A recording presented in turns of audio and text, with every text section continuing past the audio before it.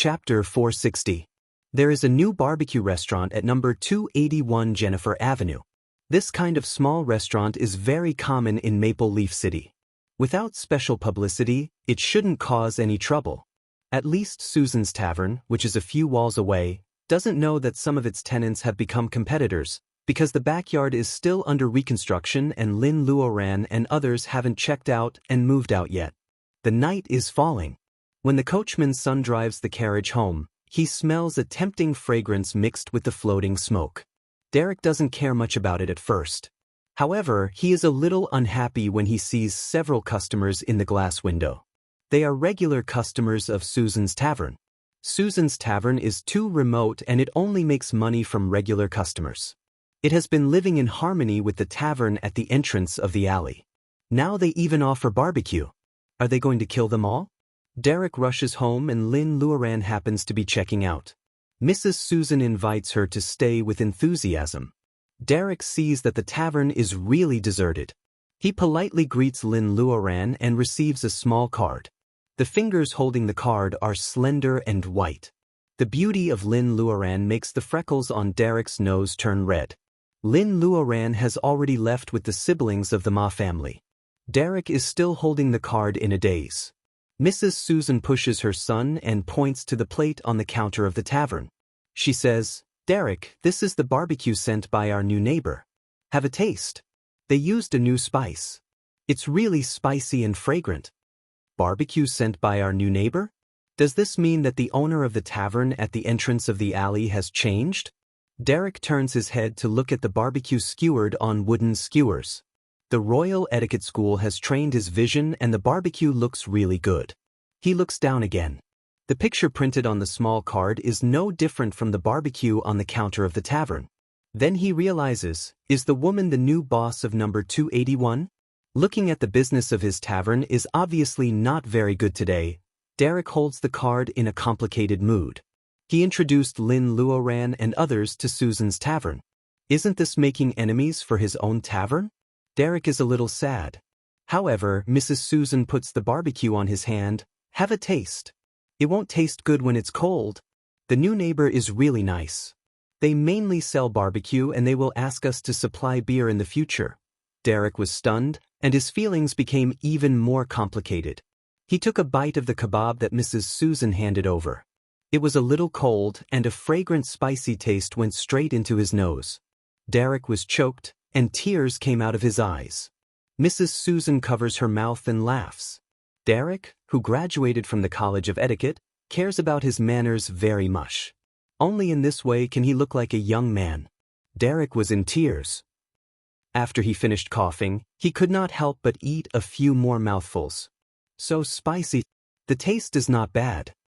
The name of the new barbecue restaurant on Jennifer Avenue is so vulgar that it doesn't match the aristocratic atmosphere of Maple Leaf City at all. Hot girl. Lin Luoran will never admit that she is making a joke, but the middle-aged men who come to the barbecue restaurant still appreciate the name. The windows were bright, and the barbecue table was in the shop. The transparent operation made people feel more at ease. There was only one kind of food here, barbecue. Every guest who came in could go to the shelf to choose food. Sliced streaky pork, ham slices skewered with bamboo sticks, turkey breast meat and bony meat pieces, even chicken feet, beef, fish that no one would eat before, all kinds of cheap and common meats, and some chicken and duck offal that the Nami people would never eat before. There are all kinds of varieties. What they have in common is that they are all marinated with chili and various spices. Oh, speaking of chili, these neighbors were very interested in it. At first, it was very spicy, which made people wonder whether the barbecue was selling poison. Then they replaced the spiciness with beer, but they still remembered the spicy taste. It was better than the expensive heartburning grass of the Alliance. It went well with barbecue and beer. These civilians felt that they finally found the food that suited their temperament. In the hot summer, they invited a few friends and ordered some barbecue. They were sweaty, but they were also happy. Occasionally, some female guests came in out of curiosity after reading the leaflet. They found that in addition to the meat wrapped in red chili noodles, there were also all kinds of vegetables here. This is really interesting. The barbecue shop also sells grilled vegetables. However, there were fresh cabbages, eggplants with purple skin and white hearts, tender cucumbers, green and yellow chives, sliced potatoes. These vegetables were arranged neatly and the color combination was very attractive. Why don't we try it too? Anyway, vegetables don't make you fat. Civilian girls were not so particular. They sat down and tasted. Some cried because it was spicy, some cried because it was so spicy, and some cried and then ordered a bunch of barbecue. The shopkeeper said that girls couldn't get drunk, so they could drink coconut milk chilled with well water. The handsome waiter held the coconut in his hand, cut it with a knife, inserted a straw, and sent it to the girls' hands. Being stared at by such a face, the girls drank coconut milk with flushed faces. Some bold girls stared at the handsome waiter. The young man's eyes were twinkling with an enchanting aura. He was really handsome. The shopkeeper was also very beautiful. Many civilian girls had stars in their eyes. This barbecue shop had good business, but there were only a few people. When they were too busy, the female shopkeeper would pick up the oil brush to help with the barbecue. It was clearly a barbecue rack with a heavy smell of oil and smoke. Why was her every move so elegant? It was really enviable. The civilian girl was envious and jealous. She hid in the corner with a heavy heart. When she looked up again, someone placed a plate in front of her. I didn't order this. I know you didn't. This is a gift from the shop. Thank you for coming to our shop for 3 consecutive days. The female shopkeeper remembered that she came for 3 consecutive days? The girl lowered her head, feeling very embarrassed. She felt that the only impression she left on others was that she was a glutton.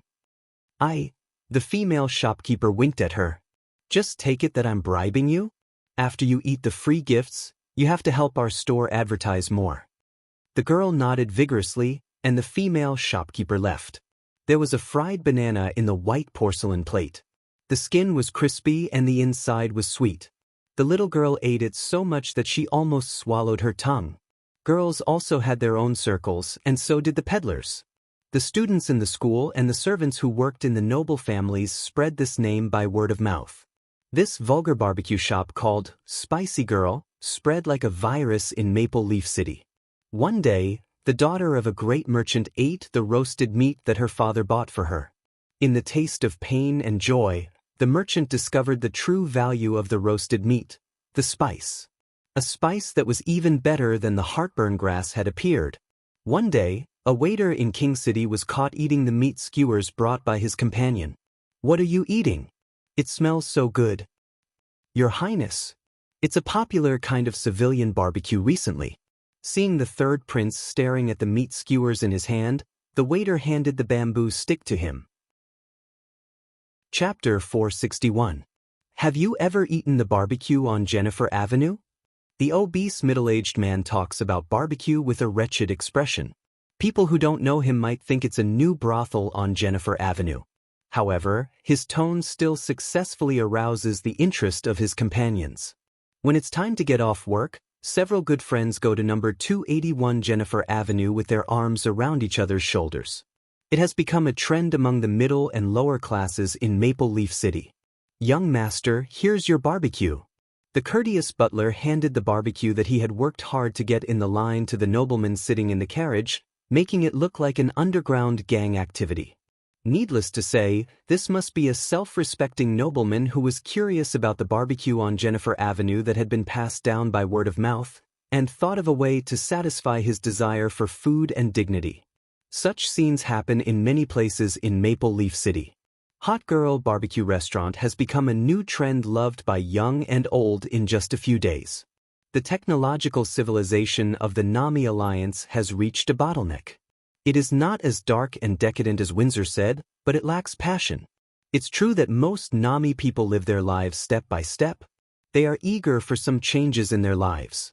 Therefore, a small barbecue restaurant that brings them real, spicy taste becomes popular like a prairie fire. It's normal for the NAMI people, but it's beyond Lynn Luron's expectation. On the 6th day since the barbecue restaurant appeared, Lynn Luron's wish to sell chilies has been mostly fulfilled. 7 or 8 big businessmen have come to visit, hoping to buy this new spice called chilies.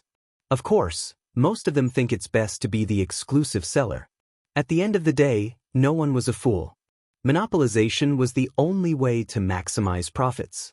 This is contrary to Lin Luoran's original intention of promoting chilies. If chilies are really sold by big businessmen, it means that this taste will be isolated from the civilian class for a long time. Until businessmen breed more chilies with chili seeds, the price of this spice will drop, and then the purchasing power of civilians will be able to afford it. Lin Luoran doesn't want to do this at all. She doesn't mind making a lot of money by selling chilies as an exclusive seller. However, she can't be a fool and take the initiative to give benefits to NAMI businessmen, right? It's stupid not to make money. At this point in the negotiation, if neither side took a step back, it could only fall into a stalemate. Therefore, every merchant who came to the barbecue shop to discuss business with Hot Girl received an invitation. Dear Sir, Hot Lady Barbecue Restaurant would like to invite you to discuss the dealership at 7 p.m. tomorrow. You're allowed to bring a companion. What the hell? It was obviously dinner time in Maple Leaf City. Was he going to hold a dinner party in the backyard of Hot Girl that had nothing to do with Glory? He even brought a companion with him. The merchants were confused. The son of one of the merchants served the royal family and was the personal attendant of the third prince. He felt that this was a plan to please the prince. After discussing it with his father, the ordinary invitation was given to the fat third prince. Thinking about the kebabs covered in red oil, the third prince drooled all over the floor. What? He could even bring a companion? Who should I bring? He was in a difficult position. In the eyes of a foodie, deliciousness was his life's goal. Perhaps in the eyes of other nobles, this invitation from a commoner's barbecue restaurant would be undignified. However, the third prince, who loved to eat, felt that this invitation was much more valuable than the Royal Jockey Club or the aristocratic reception. He was in a difficult position holding the invitation until he bumped into a woman in a pink puffy skirt. The beautiful woman didn't put on any makeup, only her lips were painted with a light layer of honey-colored lipstick. Her hair was loosely tied up in a bun, and she wore a small diamond crown on her head, which made her gorgeous face look dignified. Third brother, do you need to relearn etiquette? The woman smiled gently without showing her teeth. Her gentle expression made the third prince's mouth twitch. The foodie instantly had an idea and raised the invitation in his hand. Beautiful princess, I want to invite you to a dinner party that may not be very interesting or luxurious, but absolutely delicious. Dinner party? Her Royal Highness took the invitation and her thinking side looked very gentle. The third prince felt that if the princess continued to smile so gently, his stomach would twitch. Why do I feel like vomiting? Is it because I ate 2 more chicken legs at lunch? No silver plates, no candlesticks, no candles and red cloth table? Flower and fruit basket? You must be dreaming. Damn it, there is not even a crystal chandelier here. Along with their neatly dressed female companions, they walked past the front shop that was still open and reluctant to close. Originally, they felt a burning sensation on their faces. In order to make money, they could still bear it.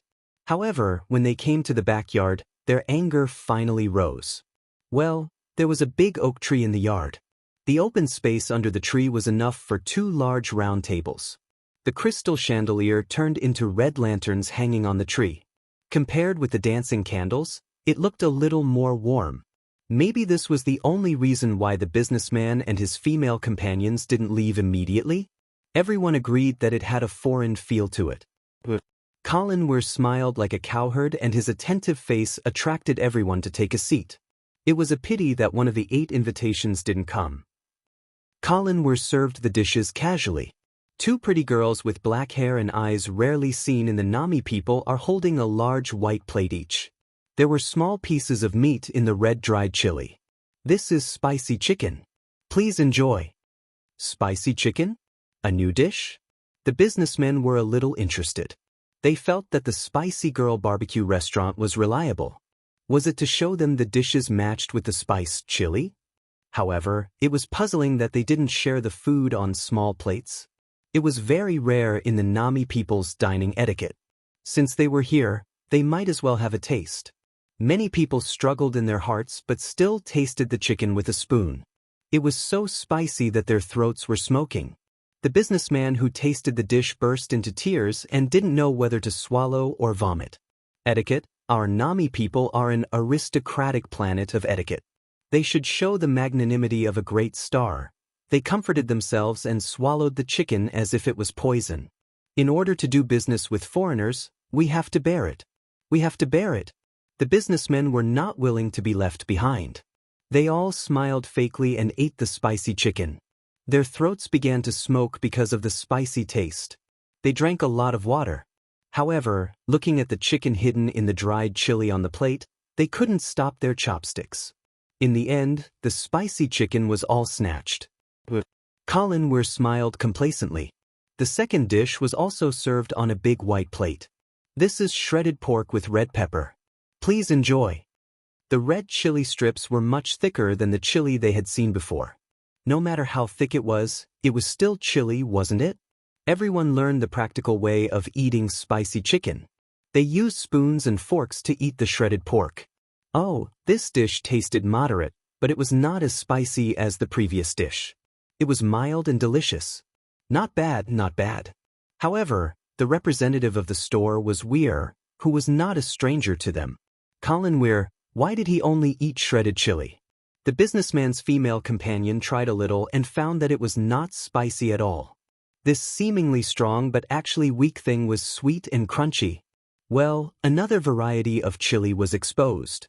After tasting the delicious red pepper, the businessmen felt that it could completely enrich the vegetable basket project of Maple Leaf City. It seemed that they still collected too little information about this kind of spice like chili. The impetuous feeling of the businessmen finally disappeared. At this time, the beautiful girl with black hair and black eyes served the third dish. This is tiger skin green pepper. Please enjoy.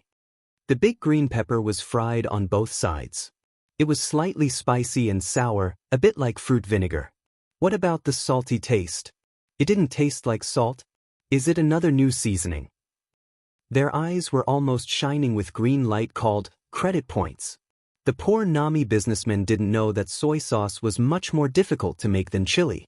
Lin Luoran worked hard to make it, so she didn't plan to sell it at all. This is mapo tofu. Please enjoy. Damn, what is mapo? Another new seasoning? God above, please send down lightning to strike me to death. This is boiled fish. Please enjoy. Oh, damn hot girl barbecue restaurant. Did they invite them here to sell spices or to discuss the opening of a restaurant chain? Every dish was unheard of and could be used as the main dish. These were all credit points. God would be despised if he didn't make money. The businessmen had a plan in their minds.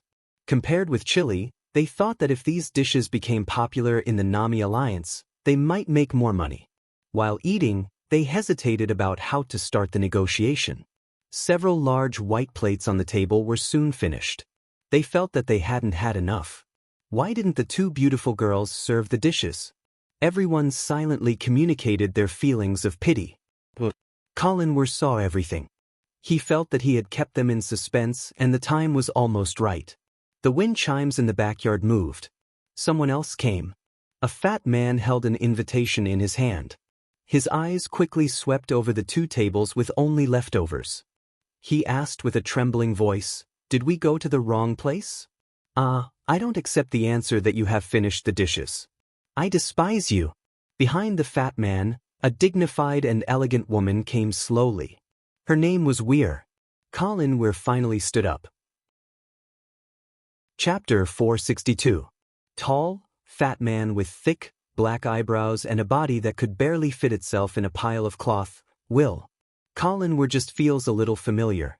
The woman behind him has braided blonde hair and a shiny flower hair ornament. She is wearing the most common puff skirt dress of Nami Star's aristocrats. It is the green of the lake and her eyes are shining. She looks so demure and beautiful. Well, this girl is also a little familiar. Colin Weir subconsciously feels strange until the green eyes of the lady in the tufted skirt flash with some kind of familiar brilliance. Colin Weir stands up at once. "Why are you here?" A fat man who follows her all day long and a female pirate leader who has changed from glamorous and domineering to gentle and dignified. She also holds an invitation letter and appears at an occasion to promote chili. Colin Weir. Colin Weir never thinks that he is face-blind. However, Queen Windsor's temperament has changed a lot. Windsor's eyes twinkle. She is obviously a little shocked. Along the way, she hears her talkative brother talking about the legendary rise of hot girl barbecue restaurants several times. She is not shocked by the success of the barbecue restaurant, but the woman who can deal with a starship alone. Does she need money to open a barbecue restaurant and sell spices? Such a person, even powerful Nami star will worship her after knowing it. She should not be short of money. Is it for fun? Nice to see you again, Mr. Weir. Windsor pulls up her skirt and smiles as if she is meeting a good friend. She also has the modesty of a noble lady just right. The fat man feels that his stomach hurts again and he quickly changes the topic. Hey, we are not here to buy chili. We are here to eat. Didn't you say that food is provided here today? The fat man waves the invitation letter with a very ferocious expression. Some businessmen who are shocked by the dignified Windsor finally remember something and stand up at once. 3. The businessman's expression is restrained excitement. Looking at the fat man, Colin Weir can't help but think of the word gay. Huaxia before the new era of the earth is really awesome. The adjective gay is really implicit and vivid. 3. What? If I can't eat, I will want to die. The businessman nods that he understands. After all, he doesn't say all the titles after 3. Countless speculations flashed through Colin's mind. The window on the second floor was pushed open a crack, and a somewhat cold voice said, "Brother Colin, let them come up." Han Weiya's side face is exposed. The curve is soft. Compared with the atmosphere of Windsor, Han Weiya has a delicate beauty. Fatty's eyes were filled with infatuation. What were they eating upstairs? It smelled so good. The fat man's vigorous body breaks through the limitation of his body size. He runs upstairs quickly. Windsor can't keep her dignified smile. Some people present have guessed the identity of dumbass, but he still makes her lose face like this. She is really angry. I won't disturb your business. Windsor smiles and holds the stairs slowly to the second floor. Pushing open the wooden door, there was smoke curling up from the inside. The silhouettes of several people could not be seen clearly in the white smoke. A line of sight fell on her, locking onto the hair ornament on her head. Windsor is a little uneasy.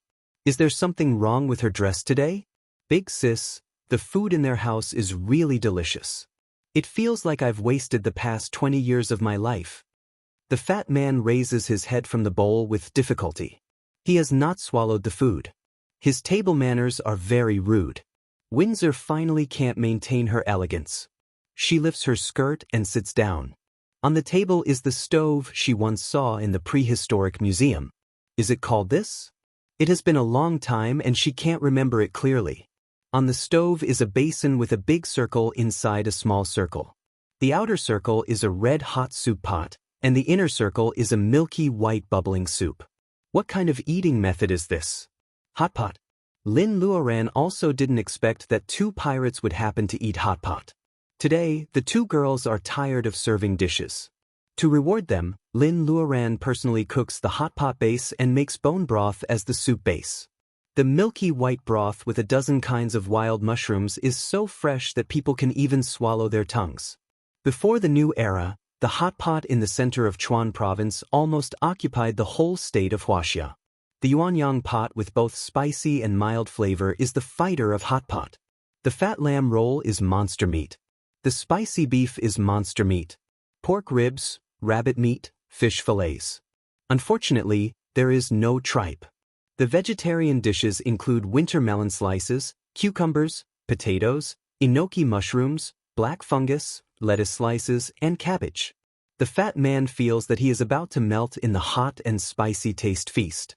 A pair of chopsticks are flying around, and 1/3 of the dishes in the pot are pulled into his bowl. Seeing this scene, who can believe that this is an alien who can't use chopsticks 10 minutes ago? In her memory, there is also a fat man who loves to eat. He can think of at least 8 ways to eat a snake. He looks vulgar, but in fact he is the most loyal person. Brother Chui, where are you now? The similar temperament makes Lin Luoran look at the fat man with more softness. Feeling that the person on the opposite side is no longer staring at her hair, Windsor feels relieved. In her bowl, there are many pieces of meat that the fat man picks for her. She uses chopsticks to pick them up with difficulty and sends them to her mouth. Her ungentle table manners finally let the fat man find his familiar sister. "Sister, eat this broccoli." Windsor stares at the fat man. This guy always makes her lose face. Lin Luoran lowers her head. She always thinks of old friends today. Is it because of the hair ornament on Windsor's head? "Miss Windsor, may I ask you where the hair ornament in your hair is made?" Windsor is stunned. Is there really something wrong with her hair ornament? She doesn't know how to answer such a strong man for a while. "Oh, I'm just asking casually." Lin Luoran buries herself in eating. She accidentally picks up a piece of chili and swallows it unconsciously. Why did she invite the Windsor siblings? It is because of the hair ornament she wears in her blonde hair, a pink diamond smaller than a grain of rice. It is based on white and light pink, and it actually forms a pink and white diamond hibiscus flower with gradual changes of color layers. Xiaoji, help me check the information. Does the Nami Alliance also have hibiscus flowers? Lin Luoran feels that she is a little sensitive, but she can't let it go. After the yellow jadeite phoenix hairpin, she also sees a hibiscus pattern hair ornament. The former is a large-scale totem of Huaxia, and the latter is the city flower of Rong City. Hibiscus Brocade City. Empress Meng Shu planted all kinds of hibiscus in Rong City. Every late autumn, the city would be covered with hibiscus flowers. Therefore, it was named Brocade City. Hibiscus flowers can be seen everywhere in Rong City. Lin Luoran knows that there used to be such a person who also loved hibiscus flowers very much. Is it you? Lin Luoran hopes thousands of times, but she still doesn't dare to really call out that person's name. Who would have thought that the most distinguished princess of the Nami Empire and the only adult prince are actually the famous pirates of the Alliance? Windsor and the fat man finally break the window paper. After eating for a few days, the hot pot diplomacy is effective. The fat man brings a real royal invitation. It is an invitation to the princess's wedding. If she had known that Windsor was a princess earlier, why would she have spent so much effort? Lin Luoran deeply feels that cultivators are not omnipotent. Searching for this species is still within the permission of the Nami Alliance to the public. Anyway, after searching for a few days, Xiaoji has not found a match that matches hibiscus flowers. So, is the person who designed the hair ornament really not a Nami person? Mancia. Nolan, how can I find you? Lin Luoran is lying on the bed, not asleep. Her spiritual mind spreads like water ripples, filtering every corner of Maple Leaf City little by little. Chapter 463. It is her friend Baojia who loves hibiscus. Growing up in the capital, Baojia has the carefree and forthright personality of a northern girl. She transferred to the misty and rainy small county where Lin's family lives in high school. There are many ginkgo and hibiscus in Rong City. Baojia likes hibiscus more than Lin Luoran, who is a native of Rong City. When Baojia first became a jewelry designer, she once said that she wanted to make a hibiscus flower out of diamonds. It is really a beauty that will never fade. However, at that time, she was only a little famous in Huaxia. There was a strange trend that the moon abroad is rounder than at home. Local designers like her were not paid enough attention to. The beauty of hibiscus lies in the gradient of white and pink, which needs a lot of pink diamonds. With Baojia's fame at that time, Fortune House will not support her to do this kind of niche design. In the eyes of smart businessmen, the most potential consumer goods are rings, necklaces, bracelets, earrings, and at most a brooch. Lin Luoran never expected that one day she would see Baojia's vision being perfectly realized at all costs on the other side of the distant starry sky. From the fat man, the third prince, Lin Luoran gets a definite message that there is indeed a royal family named Mancia. Nolan's female designer is very mysterious. Even the royal family members have never seen her. The aristocracy has been inherited for several years. The prefix of the name is so long that even cultivators like Lin Luoran have a headache. To simplify the complexity, The fat man usually introduces himself as Windsor. Judith, which is very effeminate. It doesn't match his imposing manner at the dinner table. Although his name is effeminate, Judith is a man after all. He is not interested in the jewelry used by women. Lin Luoran can't get any meaningful clues from him. Lin Luoran was feeling homesick before. When she finally steps out, she searches Maple Leaf City with her spiritual mind. She startles several gulls and herons, but she doesn't find any breath of cultivators. At that time, she was very disappointed in her heart. Nolan is not Baojia. When Judith brings the news that this female designer is low-key and mysterious and does not live in Maple Leaf City, Lin Luoran has many more thoughts. Won't this designer show up at your sister's wedding? Fatty Judith stares at the 2 strings of bird eggs roasting in Lin Luoran's hands. The food he got from the bird's nest is delicious even before he eats it.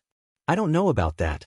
The royal family can't force a master with unique skills to appear. Maybe if she shows up, she'll show up uninvited if there's a jewel or masterpiece in the world.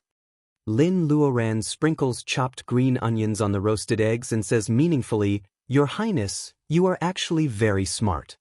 Prince Nami has the same idea as her. Instead of looking for a needle in a haystack all over the world, it was better to put himself in the light and let Mancia. Nolan took the initiative to look for him. Judith takes over the bird egg with a pious expression on his face. "It smells so good. By the way, my sister invites you to ride horses in her manor in the suburbs this afternoon." Lin Luoran is not very interested in riding, but Windsor should know more than Judith. Unfortunately, Princess Xian, who has dual identities, is in the countdown to her wedding. The royal family keeps a close eye on her and doesn't allow her to go out of the palace anymore. If Lin Luoran wants to see her, it is a good choice to go to the manor. I agree. Thank Princess Xian for me. However, isn't Windsor a newlywed now? It is said that the old king's health is getting worse. Windsor is the eldest princess and she has no elder sister or elder brother to help her. However, she has a younger brother who only cares about food. She should be very busy with many things for the wedding. Why does she have time to invite her to ride horses in the manor? Is she nervous about getting married or does she have something to say to her? Lin Luoran thinks for a while and then denies the former possibility. No matter how elegant the high-spirited female pirate leader pretends to be, she is probably insulated from emotions such as shyness and nervousness in this life. Then there is only the latter possibility. Lin Luoran thinks about it and tells everyone in the barbecue shop to take a holiday. She wins a lot of praise. In fact, since Judith and Windsor came that night, the chilies have been sold smoothly and they have really succeeded in entering the royal family. This barbecue shop doesn't want to open again. However, Derek, the son of the Susan Tavern where they used to live, comes to apply for the job. Barbecue is about the freshness of the raw materials, the appropriateness of the fire, and the skill of seasoning. It is not a secret recipe that Derek really wants to learn. Lin Luoran doesn't want to stay on the Nami star for the rest of her life. She doesn't care about keeping her craft a secret. She is very happy to hire the red-haired boy Derek. The siblings of the Ma family are freed. Colin Weir puts on decent and clean clothes again. He feels indescribably happy. No matter how well the environment of the Nami star is protected, it is difficult to compare with the Reiki in the deep mountains and forests. Lin Luoran and Derek have signed a contract. She has almost completely delegated the management of the barbecue shop. They have to find another place suitable for personal ability enhancement. There are other urgent things except for finding Mancia. Nolan is the matter of building the Taoist route for Han Weiya. Of course, there is also the matter of her breaking the golden elixir and gathering vitality. If one's personal ability is not high enough, it will lead to hidden dangers in personal ability enhancement.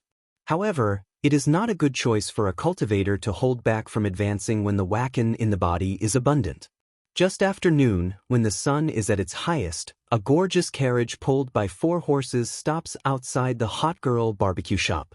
It comes to take Lin Luoran and others to a manor belonging to the royal family on the outskirts of the city.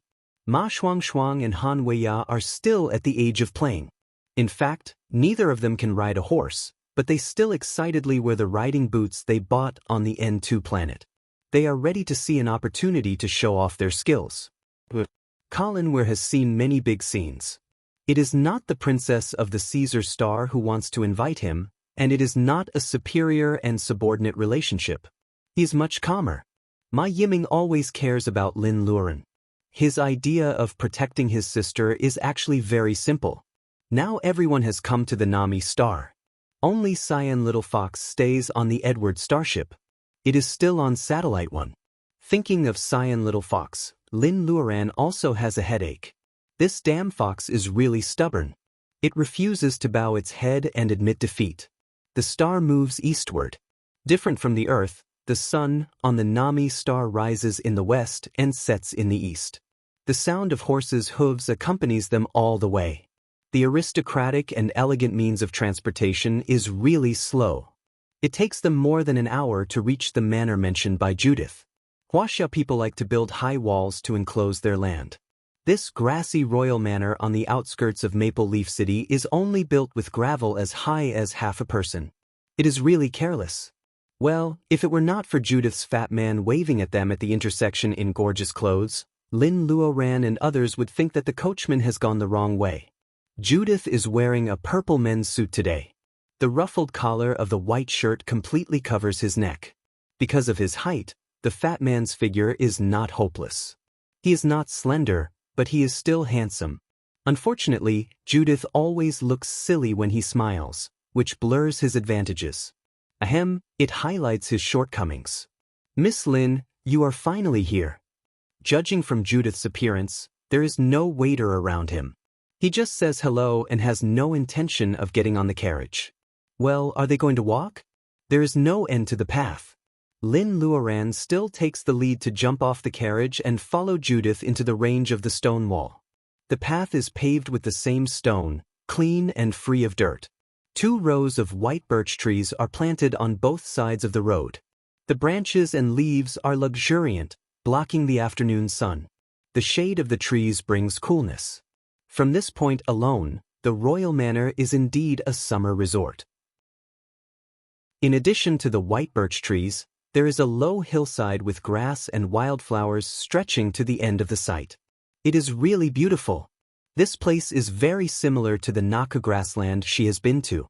Windsor invites them to ride here, and it is not an excuse. Judith and Ma Shuang are the best at talking. They slowly cross the path. When they come to the open place, they have already seen the stone European-style castle. Windsor in a red riding suit has been waiting in front of the castle with a horse. There are no outsiders around her, so Windsor doesn't have to follow the etiquette of a Nami princess. She shows the domineering attitude of Queen Windsor. Well, Judith always thinks that his sister is a little timid in front of Lin Luoran. She is not straightforward at all. The fat girl who only knows how to eat has subconsciously forgotten that Lin Luoran once destroyed a starship as a humanoid weapon. In front of such an unknown intelligent life, Windsor's attitude is actually the most normal reaction. She can't embarrass the royal family of the Nami star, nor can she seem arrogant. She also has to wait for an opportunity to get close to Lin Luoran. It is difficult for Windsor to balance the scale. Miss Lin, do you know how to ride a horse? It is also a good pastime in your spare time. There are several horses tied to the stakes. They are all quite docile. There is no one else present. Lin Luoran has only met Windsor once. However, Xian has guessed Lin Luoran's character. It seems that Lin Luoran is not a lively person, so she doesn't let the waiter and the trainer be present. Lin Luoran sees that Ma Shuang and Han Weiya are eager to try. She laughs and says, "You know how to ride before you learn?"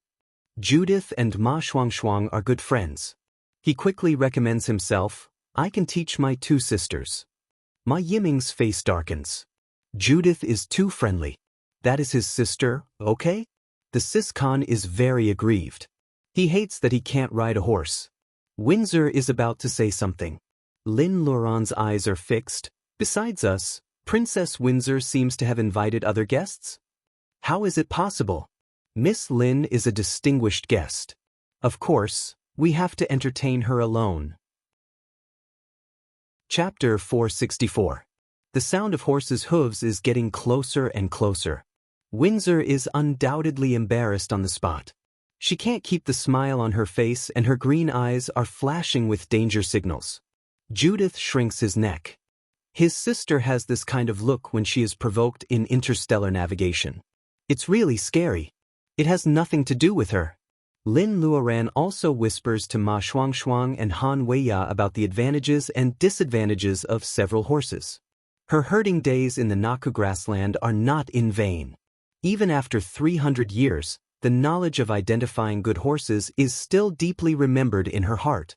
You say you like this, sister? The date red horse shakes its neck and whinnies in a low voice. Lin Luoran smiles. Shuangshuang, you choose this one.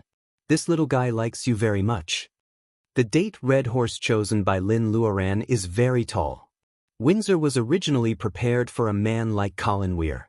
Looking at Ma Shuangshuang's slender body, Windsor wonders if Ma Shuangshuang can jump on the horse's back.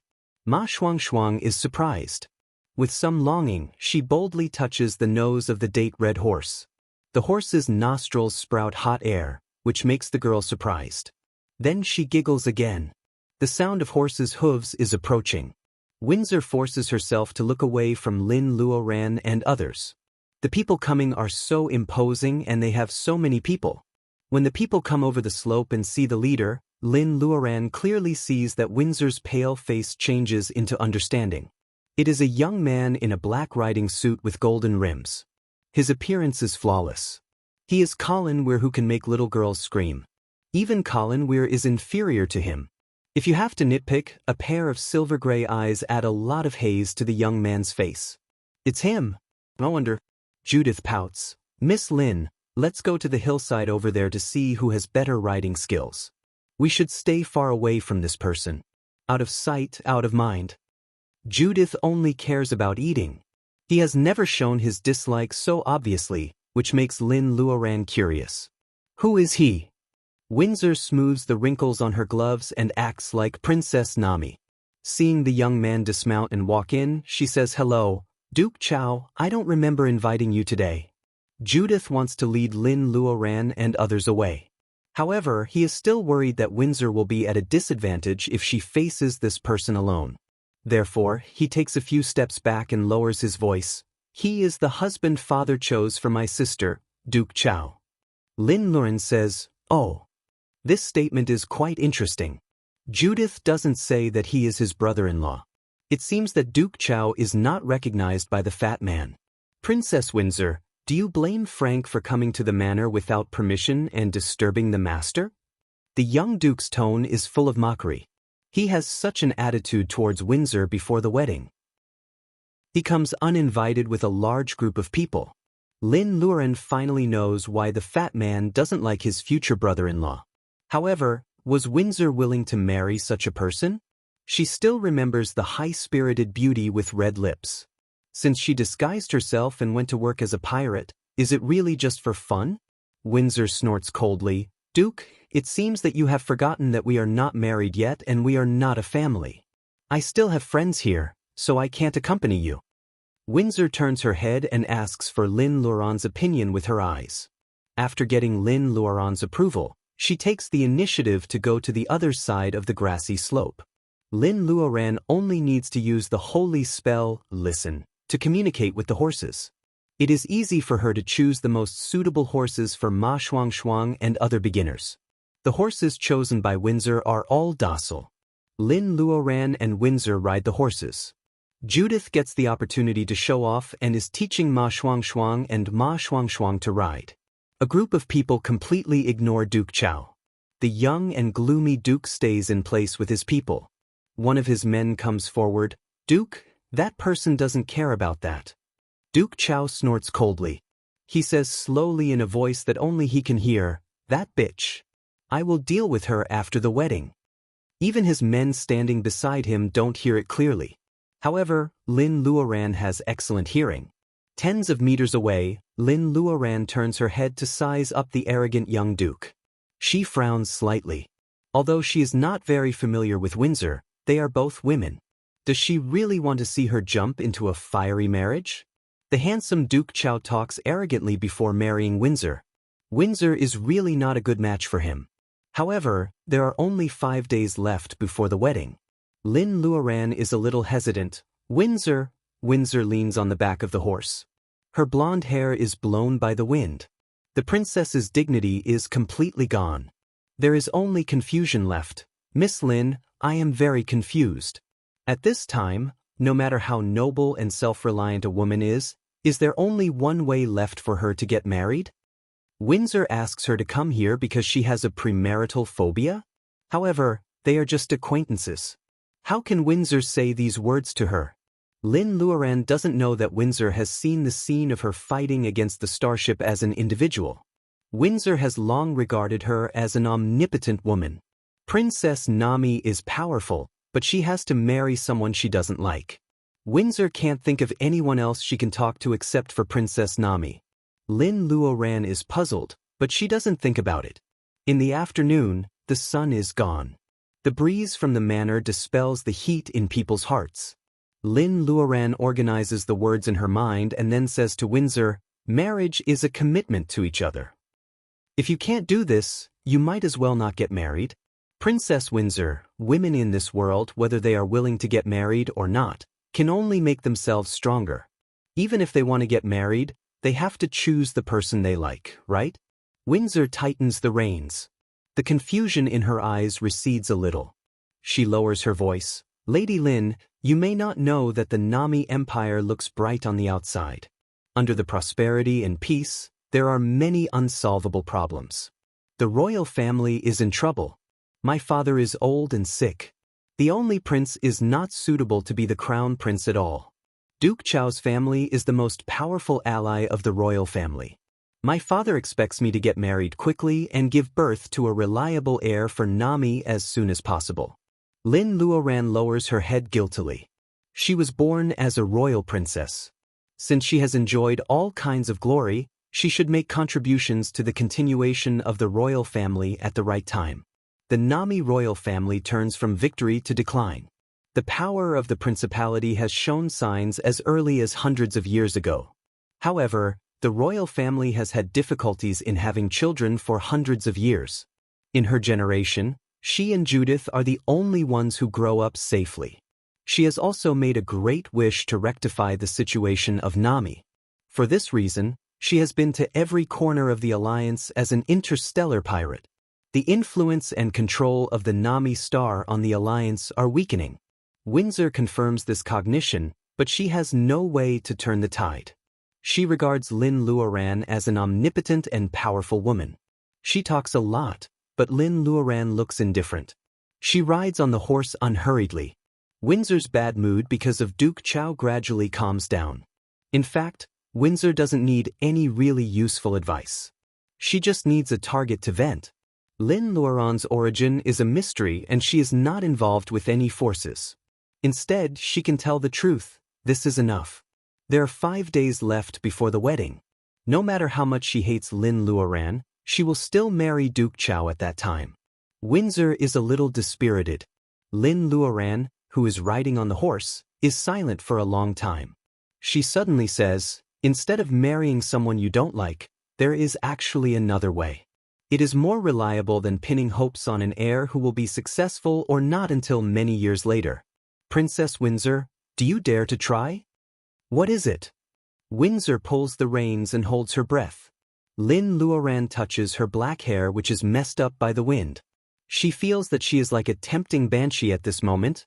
The way is, you become the heir yourself.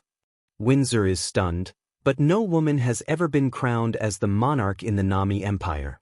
Lin Luoran whispers a few words in the horse's ear. The horse suddenly speeds up and leaves Windsor far behind.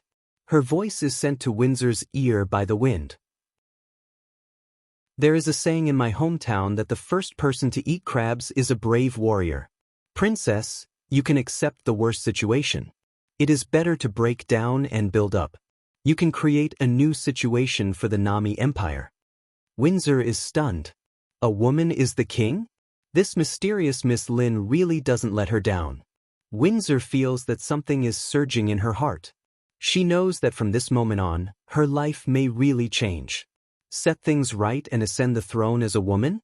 who can clear the obstacles in the way for her. Windsor snaps the whip and the horse catches up with Lin Luoran in front.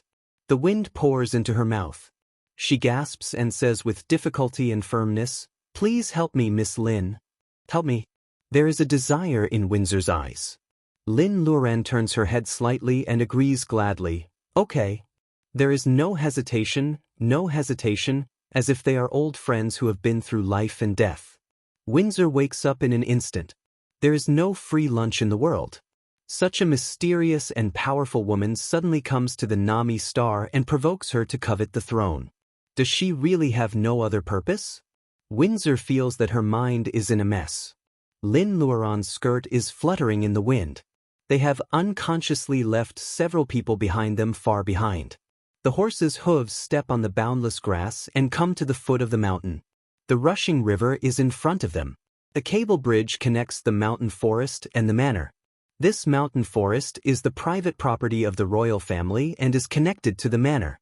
No outsiders will set foot on ordinary days. It is quiet here, which is a good place for conspiracy. Lin Luoran doesn't feel guilty for provoking the royal dispute at all. She smiles like peach blossoms in March, which can turn the mountain forest into a stretch of beautiful scenery. "Of course, Princess, if you promise me 2 conditions, I will be happy to make a little contribution on the road of princess to the real queen." Hearing that there are conditions and it is not a free lunch, Windsor is not angry but happy. Her worried heart is finally relieved. "What are your conditions, Miss Lin?" Lin Luoran lowers her head. "Let's talk about the second one after you control Nami. The first one should not be difficult for you. I want to see Mancia." "Nolan." "She didn't want to. She wanted to see Mancia." "Nolan." Windsor is very surprised. Although Ms. Mancia has been famous for many years as a royal designer, Lin Luoran offers to help her to ascend the throne only in exchange for meeting Ms. Mancia? Windsor only takes a short time to think and agrees. To be honest, Ms. Mancia has always been a loner and very mysterious.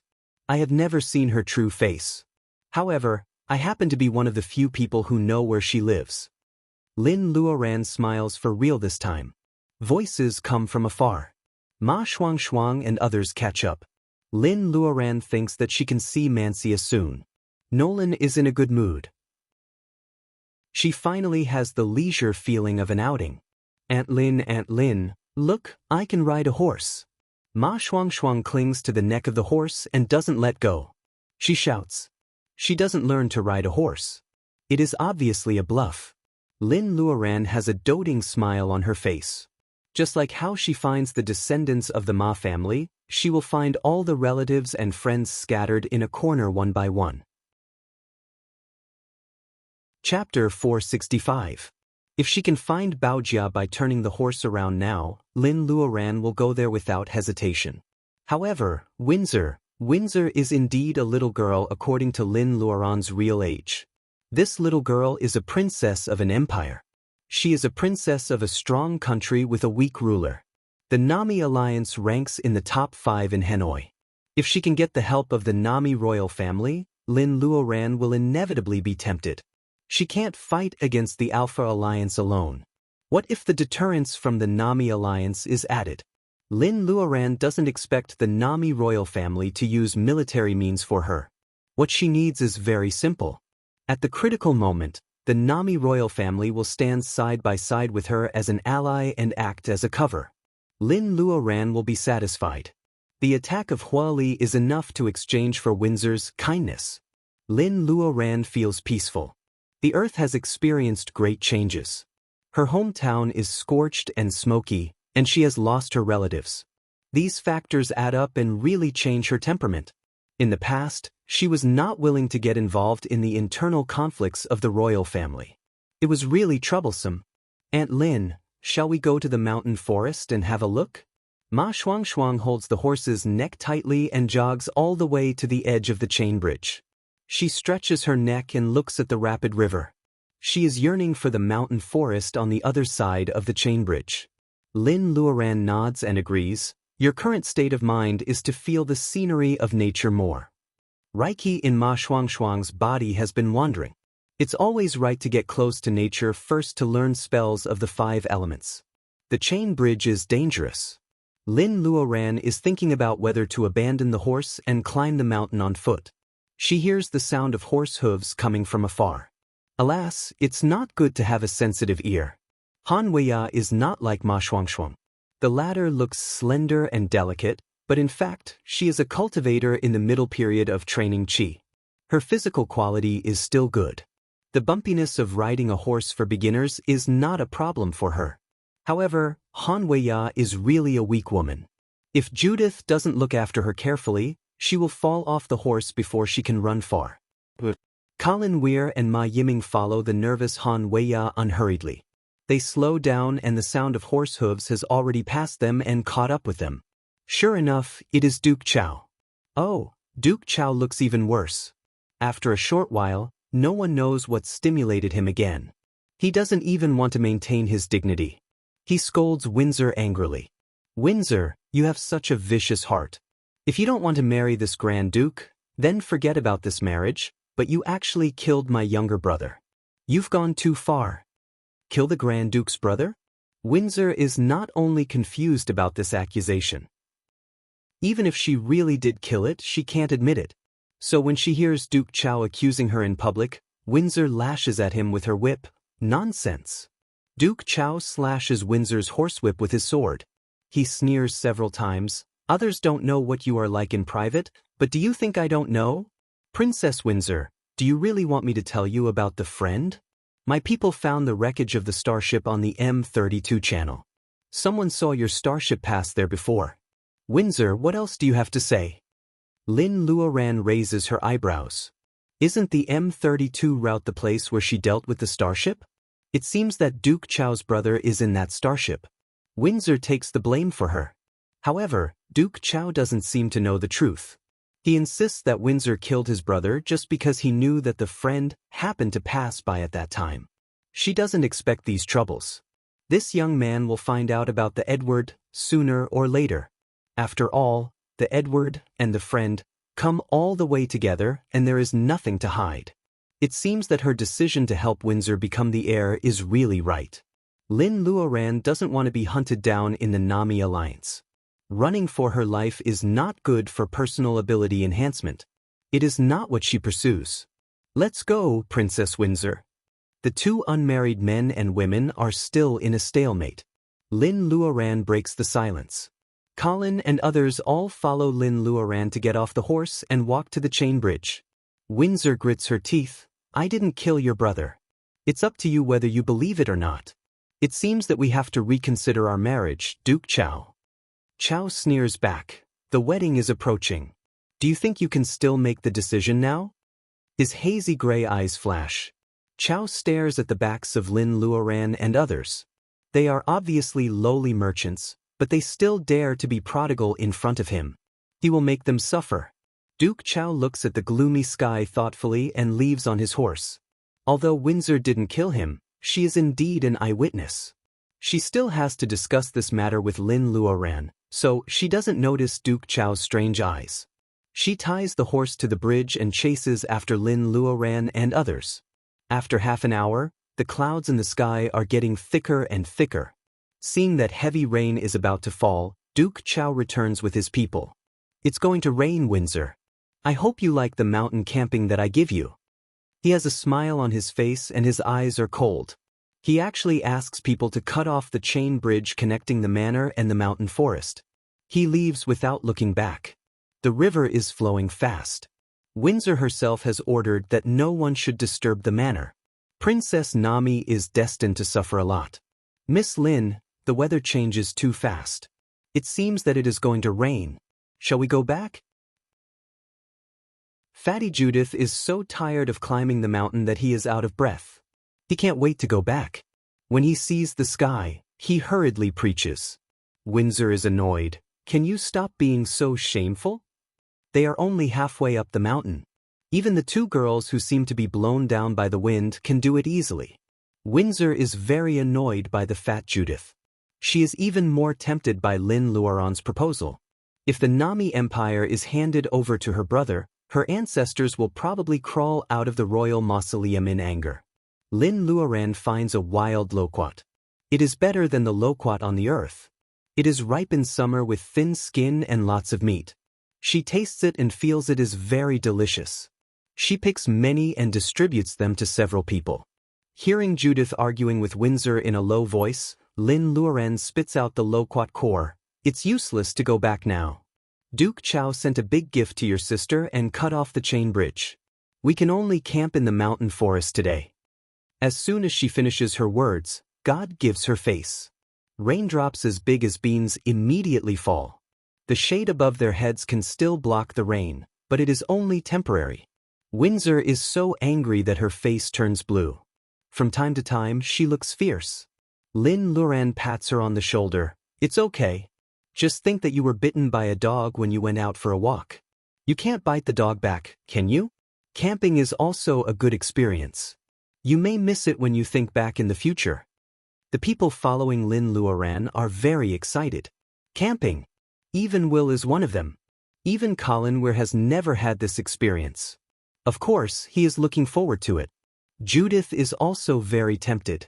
He feels that compared with the hard work of climbing the mountain, the excitement of spending the night outside suppresses this hard work. Camping is good. We can eat wild game. Of course, the Nami Star also has a wildlife protection law. They care about the environment and they really want to protect it. Even as a princess and a prince, it is not reasonable for them to go against the law with great fanfare. However, today they are blocked by the rain and Duke Chao cuts off the chain bridge. Judith feels that he has already smelled the meat of elk. Sorry, little dear. For the continuation of the royal family, you have to contribute. Lin Luoren holds back her laughter. If we don't find a place to shelter from the rain, we will become wild game ourselves in a while. Several people nod and quickly follow Lin Luoren's footsteps. She cheats with her spiritual mind. She finds a natural cave near the top of the mountain. When everyone goes there, everyone except Lin Luoren still has mud on their feet.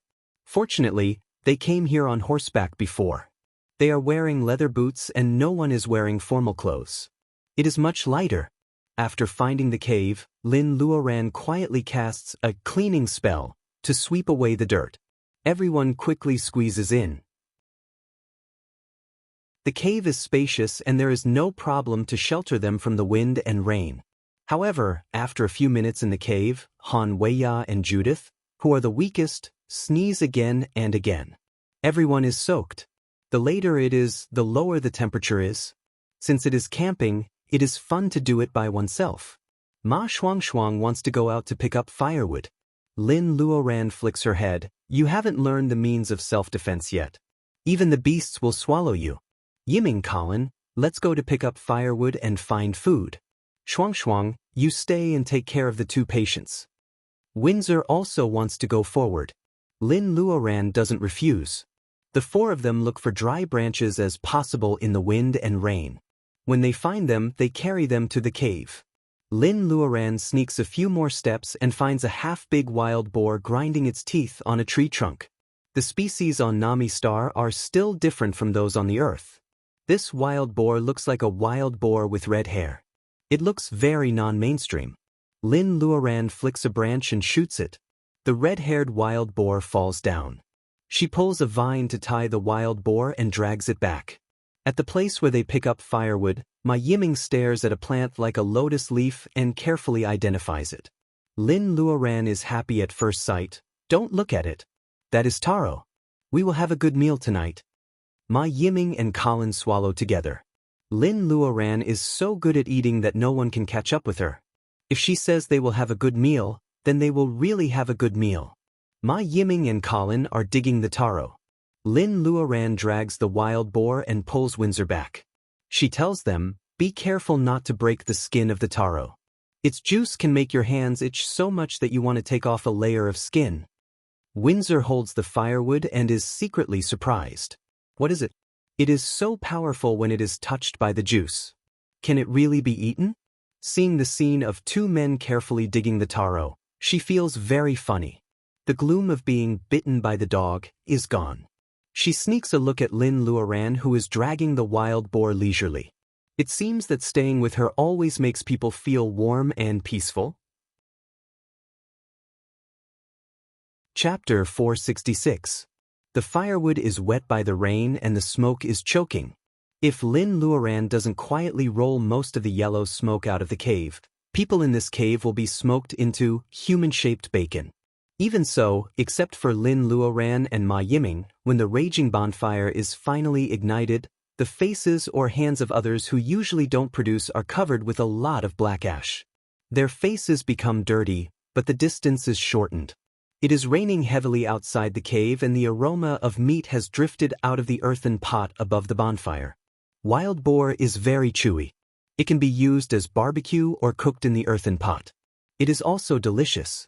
In particular, Lin Luoran throws some tender stems of bracken she found in the monster forest before to stew it.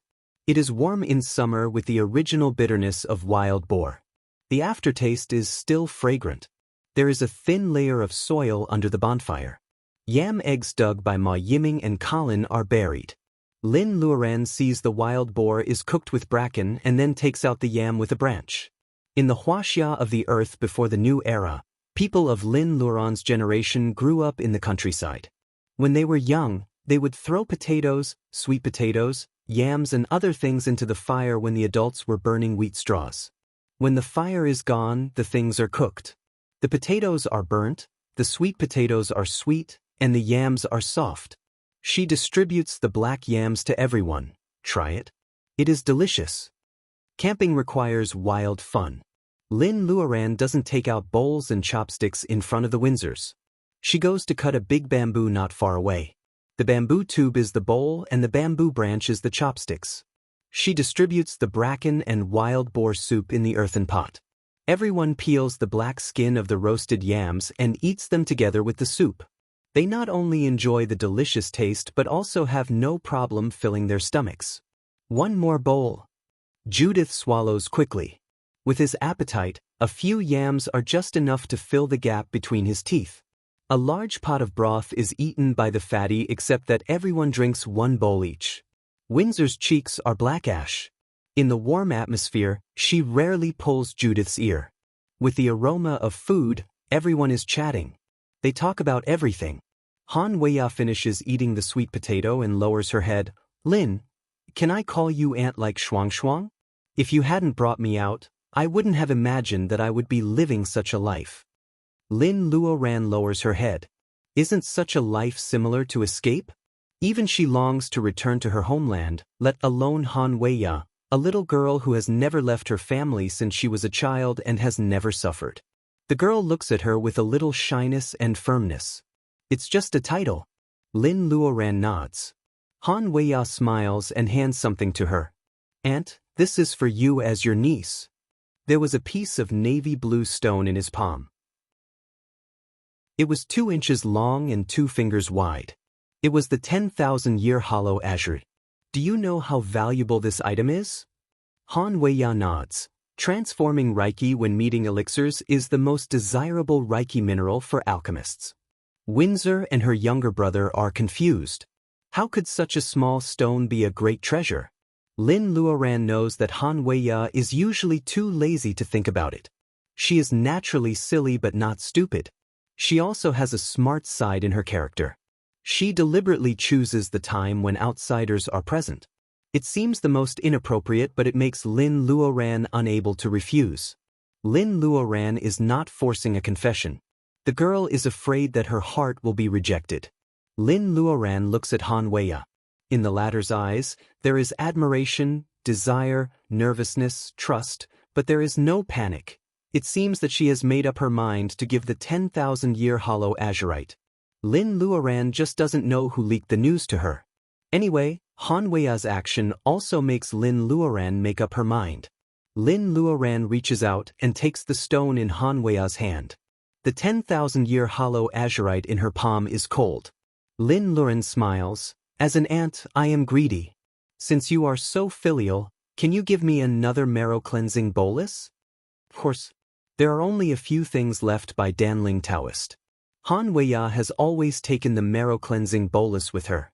Hearing Lin Luoran's request, she hands the bottle to Lin Luoran without hesitation.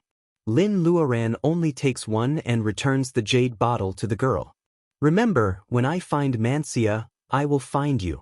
Nolan will help you build your Tao foundation so that you can cultivate from now on. Of all the people present, except for the Windsors, who didn't know about cultivation, Ma Yiming and Ma Shuangshuang, who are new to personal ability enhancement, are shocked. Han Weiya, who is no stranger to personal ability enhancement, is so surprised and unbelievable. Colin is so envious that his eyes turn red. The Taoist root. It is impossible for a person who is not from Huaxia to have the Taoist root for cultivation. This kind of defect determines that cultivation will always be the path of evolution for a small group of people. It also makes the cultivation civilization decline and become a thing of the past. The rise of scientific and technological civilization conforms to the law of nature. It's not about individual evolution, but the progress of the entire planet and civilization. He has read a lot of materials, but he has never heard of a cultivator who can build the Taoist root for others. Colin suddenly remembers another identity of Lin Luoren, mortal heart fairy who protects Dongting. Could it be that she, who he had spent so much time with, was really an immortal above the cultivators in the legends of China? What are you talking about? If you don't drink the broth, it will all be mine. Judith has something in his mouth and he breaks the quiet atmosphere. Lin Luoran glances at him and suddenly smiles at Windsor. There is a saying in my hometown that eating is a blessing. Your brother is a lucky person. Windsor doesn't know why the topic changes so quickly. Colin knows that compared with this shrewd princess, Lin Luoran may really like her brother who only knows how to eat. Eating is a blessing. The bonfire is not extinguished. Everyone falls asleep on the rock wall. Judith snores slightly when he sleeps. Lin Luoran can't help laughing. Thinking that everyone is asleep, Lin Luoran wakes up Ma Shuangshuang and Ma Yiming. She makes a shushing gesture at them and signals them to follow her out. The rain is getting lighter. Lin Luoran climbs to the top of the mountain with the brother and sister. Ma Shuangshuang is fine. She has the Taoist root of two natures. She has passed the early stage of training qi, so she has sharp ears and eyes. She can see things at night, so she is not too embarrassed. However, Ma Yiming's Taoist root is mottled. As Lin Luoran speeds up, he has a hard time moving forward. In the night rain, Ma Yiming doesn't complain. Even if he stumbles, he doesn't fall behind others. The rain wets the clothes of the brother and sister. Ma Yiming's vital energy and blood are surging at the beginning. However, in such a rush, all sounds are hidden. Only his heartbeat is clearly distinguishable. Thump, thump, thump. From impatience to calmness, he has a circulation in his chest. His pores are wide open and he greedily breathes oxygen. In the rush, he actually calms down. This is really a very mysterious situation. Ma Yiming can only feel qi before. He has never felt that Reiki molecules flow in through his pores with oxygen. The night has become a colorful world in front of him. Green, blue, black, gold, wood, water, earth, and even gold are buried under the mountains. There are no fire Reiki molecules in the mountain forest on a rainy night. Tonight is destined to belong to Ma Yiming. Lin Luoran leads the way. Every time she takes a step, she will step on the place with the densest Reiki. The brother and sister of the Ma family who follow her will have a different feeling. The nature of wood is nourished by the rain. The rain falls into a stream and penetrates into the depths of the soil. Ma Shuangshuang feels that she is like a pine tree in the mountains. While being watered by the rain, she is deeply rooted in the fragrant soil. She has the nature of earth and wood. According to the traditional division of the 5 elements of Huaxia, wood restrains earth, but water gives birth to wood. Is the so-called restraint of the 5 elements just because people haven't found the delicate balance between wood and earth? If one takes a step forward, they will restrain each other. What about the back? They will not invade each other. Besides, there is water to balance them. The special environment tonight belongs to her brother Ma Yiming and Ma Shuangshuang, who also has the nature of 2 elements. She feels that the Reiki in her body is surging. They are looking for an outlet. How should she use them? Ma Shuangshuang is confused. The heavy rain suddenly has no shelter and the wind is much stronger. It turns out that she and Aunt Lin have rushed to the top of the mountain. In the night, the Maple Leaf City not far away is clearly visible. The dim lights are swaying in the rain. Ma Yiming hears Lin Luoran's slow and powerful voice. Yiming, open your mind, feel the Reiki of heaven and earth, and recite the breathing methods silently. Ma Yiming unconsciously leans against a green pine, immersing himself in this rainy night in the most comfortable posture. Shuang Shuang, look at my emblematic gesture. Emblematic gesture? Ma Shuang's heart jumps. Is it the spell of the 5 elements she has been studying recently? The fingers of Lin Luoran's right hand are slender and flexible. They even shine like jade in the rain. Ma Shuang sees Lin Luoran raising her hand, putting her thumb on the 3rd knuckle of her index finger near the root, and her little finger intersecting with her thumb. Ma Shuang can't help but follow. Every time Lin Luoran changes her gesture, her fingertips seem to pinch the muscles and bones of Reiki. This kind of pulse makes the whole set of emblematic gestures full of indescribable beauty. After 36 sets of emblematic gestures, green light condenses on Lin Luoran's fingertips. This is a simple spell of the nature of wood, but it enlightens Ma Shuang, who has been studying the spells of the 5 elements for a long time.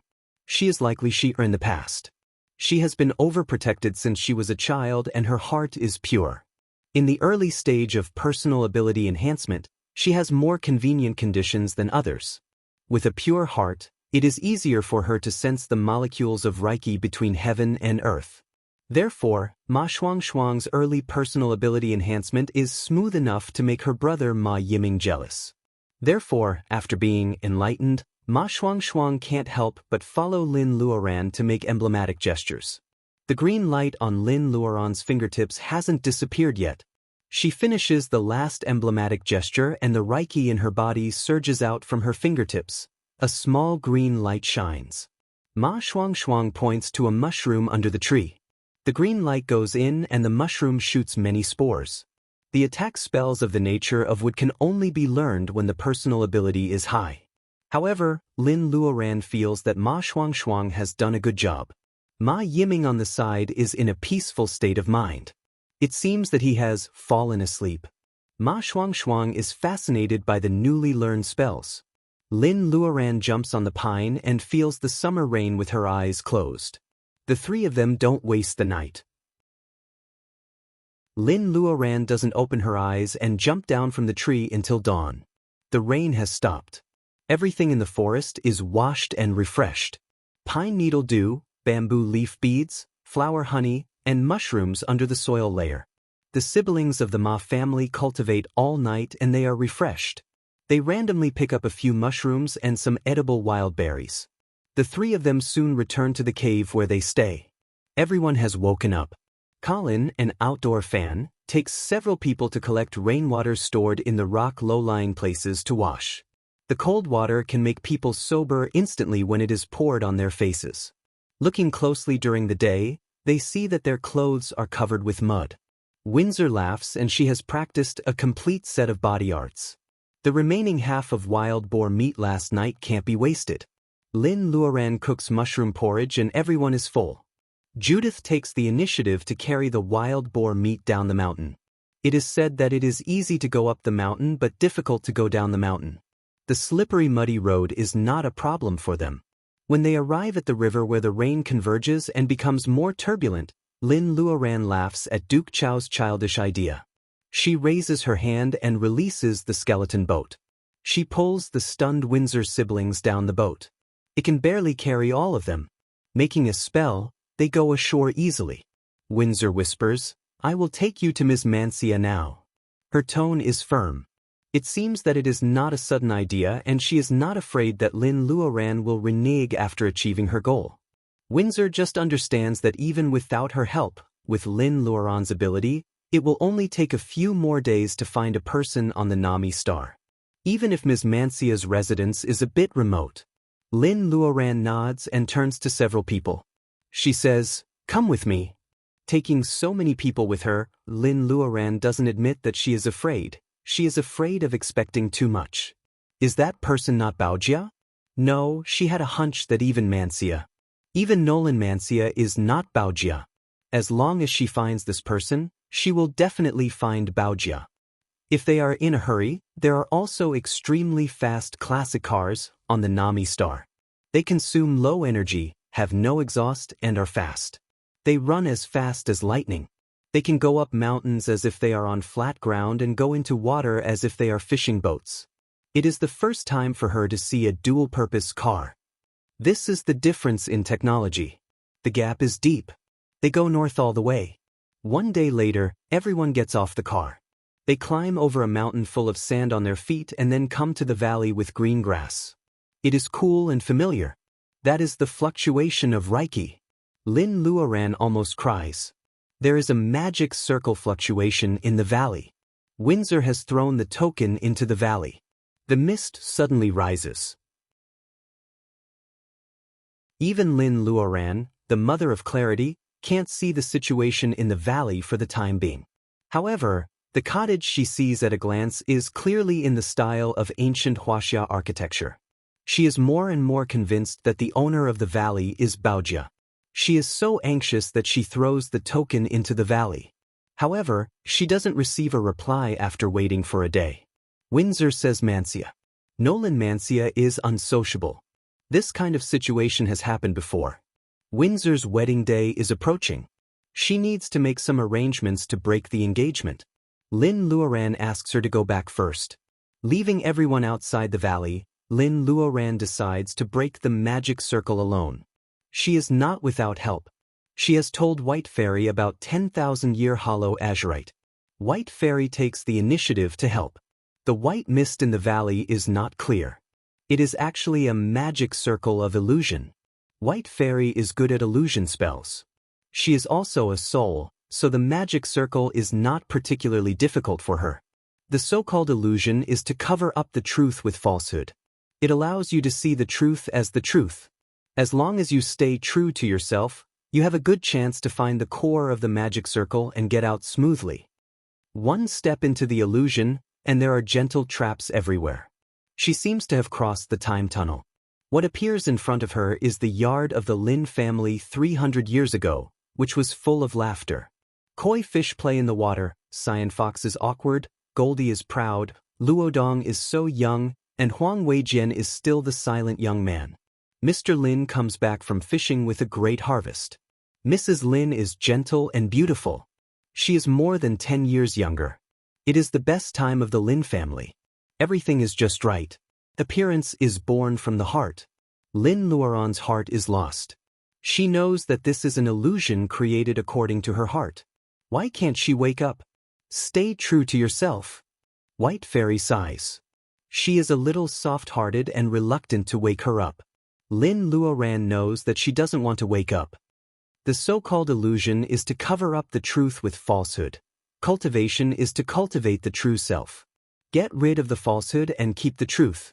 As long as you stay true to yourself, you can find the core of the magic circle. You have to see the essence of the mountain. The essence of the mountain is buds, soil, gophers, crickets, insects, snakes, withered branches, flowers, spring, summer, autumn, and winter. White Fairy's words to guide her through the illusion circle and the words of the man in robe in her dream, you have to see the essence of the mountain. Lin Luoran doesn't know when they are intertwined. A voice is shouting inside her body. Gather your vitality, gather your vitality. White Fairy stands aside and feels the changes in Lin Luoran's body. She is shocked. No one has ever gathered vitality while breaking through the magic circle. No, she can't do it here. The minor heaven's doom will disturb the Reiki in the illusion circle in the valley, which will cause irreversible damage to Lin Luoran, who is gathering vitality. The moment when the golden elixir breaks through and gathers vitality is the most vulnerable moment for a cultivator. No, she has to wake up. White Fairy floats forward but is knocked away by the light curtain. After all, she is only a soul and can't stop Lin Luoran, who is in the illusion circle. White Fairy rarely feels desperate. Most of what she wants depends on Lin Luoran. If Lin Luoran dies here, there is no chance for her to make a comeback. White Fairy grits her teeth and draws her own soul power, trying to make a bigger and more real illusion circle to pull Lin Luoran back from the abyss. However, before she moves, the sweet sound of wind chimes comes from the door of the cottage. A pair of hands hold the door frame, and a delicate face without any emotion is slowly revealed. She has beautiful black hair and a pair of long and narrow eyes. She looks at Lin Luoran with confusion. Like Lin Luoran, she has a single phoenix pearl hairpin in her hair. The blue pearl is beautiful. Not only the person, but also the hairpin has been gone for more than 300 years. The two phoenix hairpins in their hair sensed each other's existence. They buzzed and trembled as they detached from their owner's hair and flew next to each other playfully. With a clanging sound, the bright sword and the snow sword combined to form the bright snow sword. Chapter 467. The woman puts her hand on the door frame. The temperature in the valley is low. The woman wears a robe under her plain clothes. She is immersed in the newly acquired star-shining gem, and she doesn't pay attention to the token of the Nami royal family. However, the person still breaks into the magic circle. Many Nami people have helped to identify the power of the illusion circle. They don't want to pay attention to it, but they feel that the illusion circle is about to collapse. Reiki in the valley swarms into the circle. She has to show up. The person in the illusion circle in the valley is a little confused and familiar to her. The phoenix hairpin, which has never left her body since she woke up, is the first to react. The two phoenixes meet and there is a clear sound. She looks at the two hairpins flying in the air. They merge into one and become a big blue sword.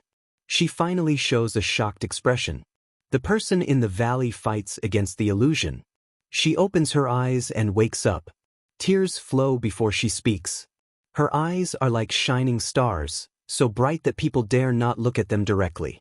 Baojia, she hears the woman calling softly. It is not the interstellar common language or the Nami language. It is the earth on the other side of the starry sky. There used to be a big country called Huaxia.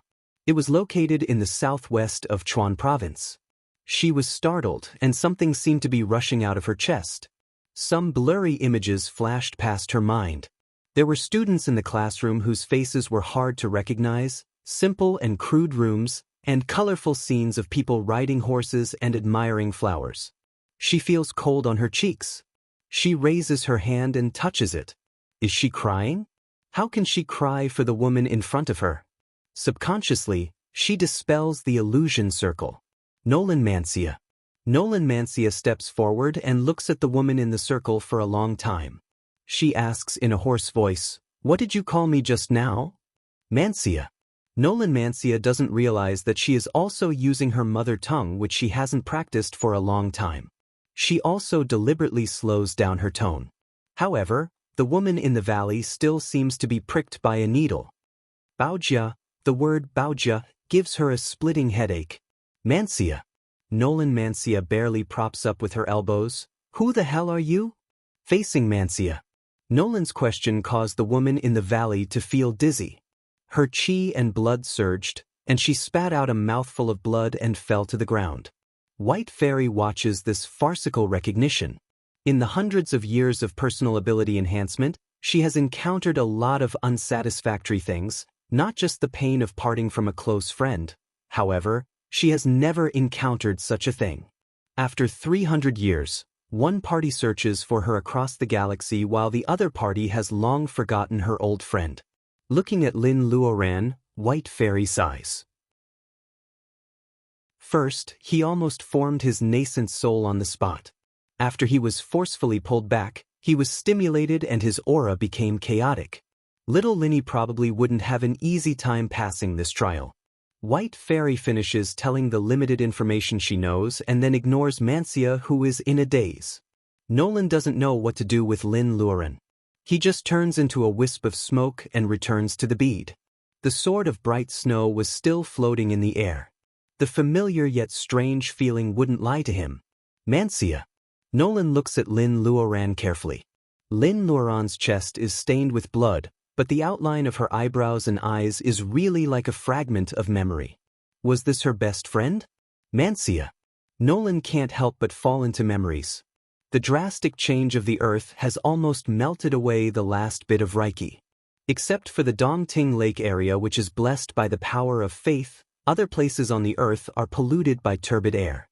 The gray fog not only makes mortals die of old age, but also disappears from the ozone layer. A large amount of gray fog pours into the earth. Animals mutate and plants can't survive. The beautiful Qingqing Mountain is scorched and the land is red for thousands of miles. The crazy Taoist extracted the water reiki from the waters of Dujianjian to nourish the soul wood. After this great change, the Earth's water system is deeply polluted. The yin and yang dust circle shuts down and gives up the nourishment of water reiki. Only a small wood reiki mine under the Qingqing Taoist temple provides nutrients for the soul wood and her in the soul wood. Mancia. Nolan still remembers the year when she woke up. It was the 243rd year of the Gregorian calendar of the new era. She escaped from a withered tree. She was ignorant and almost died under the claws of mutant monsters on the spot. When her life was at stake, her body reacted instinctively. The hairpin on her head turned into a sword and she killed the offending mutant monsters one by one. Covered with monster blood, she stood on the scorched land and was at a loss. When her life was at stake, her body could burst out powerful killing moves, sharp swords that could kill anything, and the ocean of consciousness with nothing in her mind. She vaguely remembered that this was a way of personal ability enhancement. She was a female cultivator. However, there were more things in the past. Why did she wake up in the withered tree? Who put her in? What she remembers is just an anonymous formula and a few simple spells. She doesn't even know the sword spell. Oh, there is also a group of knowledge about magic circle that seems to be forced into her mind. Mancia. Nolan still remembers the panic at that time. She was alone with a long sword on her back. She walked in the scorched ruins of the Rong city, which was beyond recognition. A group of mercenaries found her and took her back to Dongting City. She had thought that the group of people had good intentions, but it turned out that they had secretly discussed to sell her, who had no personal information, without anyone knowing. It was ridiculous that the group of people didn't know that she had sharp ears and eyes. She could see what happened on the wall without her eyes. At that time, she was a little disappointed but not too angry. The Earth's reiki was exhausted. She could feel that the power in her body didn't advance but retreated. The environment here was not suitable for personal ability enhancement. She thought about it. Anyway, she didn't have the personal information they talked about. It was very difficult for her to get out of the Earth by herself. She pretended to be ignorant and was sold to human traffickers by several people. She wanted to leave the Earth by herself. However, those human traffickers saw that she was beautiful. They originally wanted to sell her to the desolate star as a coolie for reclamation. However, they changed their mind and wanted to sell her to a noble family of the Alpha Alliance. She was impatient to deal with them and wanted to leave by herself. An old man with a white beard in the lower cabin grabbed her arm and cried. In her memory, she seemed to have a very close person. Was he around this age? She was soft-hearted. An old man at that age would die in less than a year if he was sold out of the desolate star. At night, she escaped with the old man. However, she was chased as a fugitive slave because she underestimated the technological civilization of the Alpha Alliance. She wandered the stars with the old man and came to the Nami Alliance. However, they were separated on the way to exile. Until she met a marquis of the Nami star, she was adopted as an adopted daughter because she had no heir. Then she had a decent identity. From then on, she was called Nolan. Nolan inherited most of the inheritance after the death of her adoptive mother. Because she was impatient with her adoptive mother's family, she spent a lot of money to build this Xanadu in a remote valley. On the way of personal ability enhancement, let nature take its course. However, jewelry design was engraved in her bones. In the end, she couldn't help but embark on this road. At first, it was just a small business. However, after a few years, she became famous. Nolan sighed. The Nami star was technologically advanced. The average lifespan of the Nami people was about 240 years. She had been in Nami for more than 80 years, but her appearance had not changed at all. Instead, with the improvement of personal ability, she became younger and younger. People who lived more than 100 years on the Nami star would not be in their early 20s no matter how well they took care of themselves. Seeing that she did not age, Nolan became more reclusive. Nolan lives in seclusion. She can live a good life only by selling jewelry to the Nami royal family. In the dead of night, when she is practicing breathing, she can't concentrate. As her personal ability increases, her almost blank memory seems to come back a little. Sometimes she could even remember skating in Beidei of Huaxia when she was a child. However, she couldn't think of anything that could reveal her identity.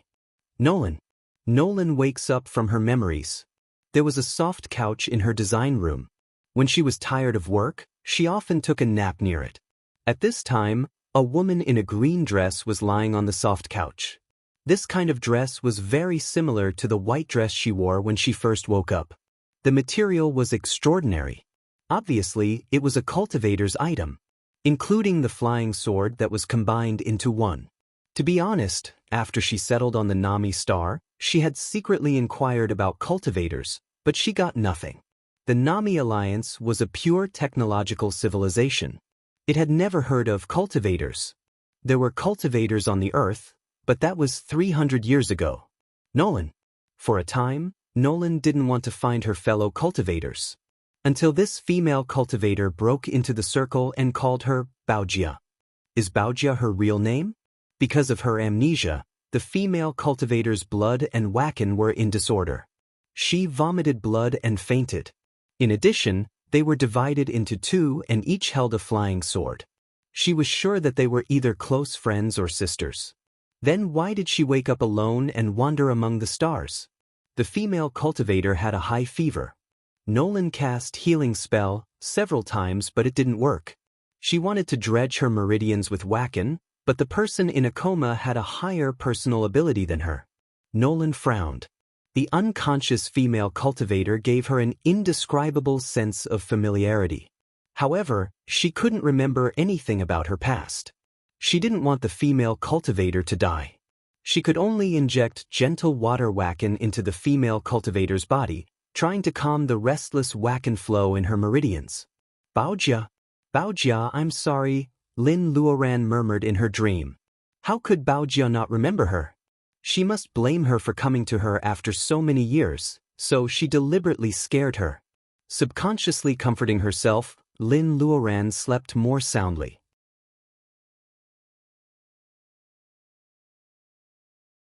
Chapter 468. Aunt Lin. The illusion circle has been closed. Ma Shuang and others can also peep at the situation in the valley. At sunset, Lin Luoran still doesn't move after entering the valley. Ma Yiming takes the lead and walks into the valley. There are winding streams and dense grass. There is a vegetable field in front of the house and some common herbs are planted on the right side. Some stones are piled up on the other side of the house. It is indeed a place where the famous designer lives in seclusion. Ma Yiming carefully looks at the closed door of the wooden house. Suddenly, the door is opened and a woman in a pale dress comes out with a single phoenix blue pearl hairpin in her hair. When she glances at them with her long and narrow eyes, they feel irresistible majesty. Ma Shuang, whose personal ability is slightly higher, feels it the most. Being stared at by the woman, she can't help but want to step back. This is a senior cultivator. The famous designer of the Nami star is actually a female cultivator. Judging from her appearance, she seems to be from Huaxia on the Earth. Ma Yiming sees his sister is surrounded by Nolan Mancia stands in front of Ma Shuang with her momentum. Nolan Mancia guesses that these people may be juniors who follow Lin Luoran. She just gives them a little lesson with her spiritual mind for breaking into the valley. As soon as she speaks, these people are suddenly relieved. Ma Yiming makes a nondescript ancient salute with his hands folded. I wonder if Senior Cultivator has seen Aunt Lin. Nolan Mancia squints. I don't know who Aunt Lin is. However, I just caught a female cultivator who broke into the valley. She is in that house. You'd better take her away as soon as possible. Nolan Mancia finishes her words and leaves. It has been nearly 100 years since she woke up.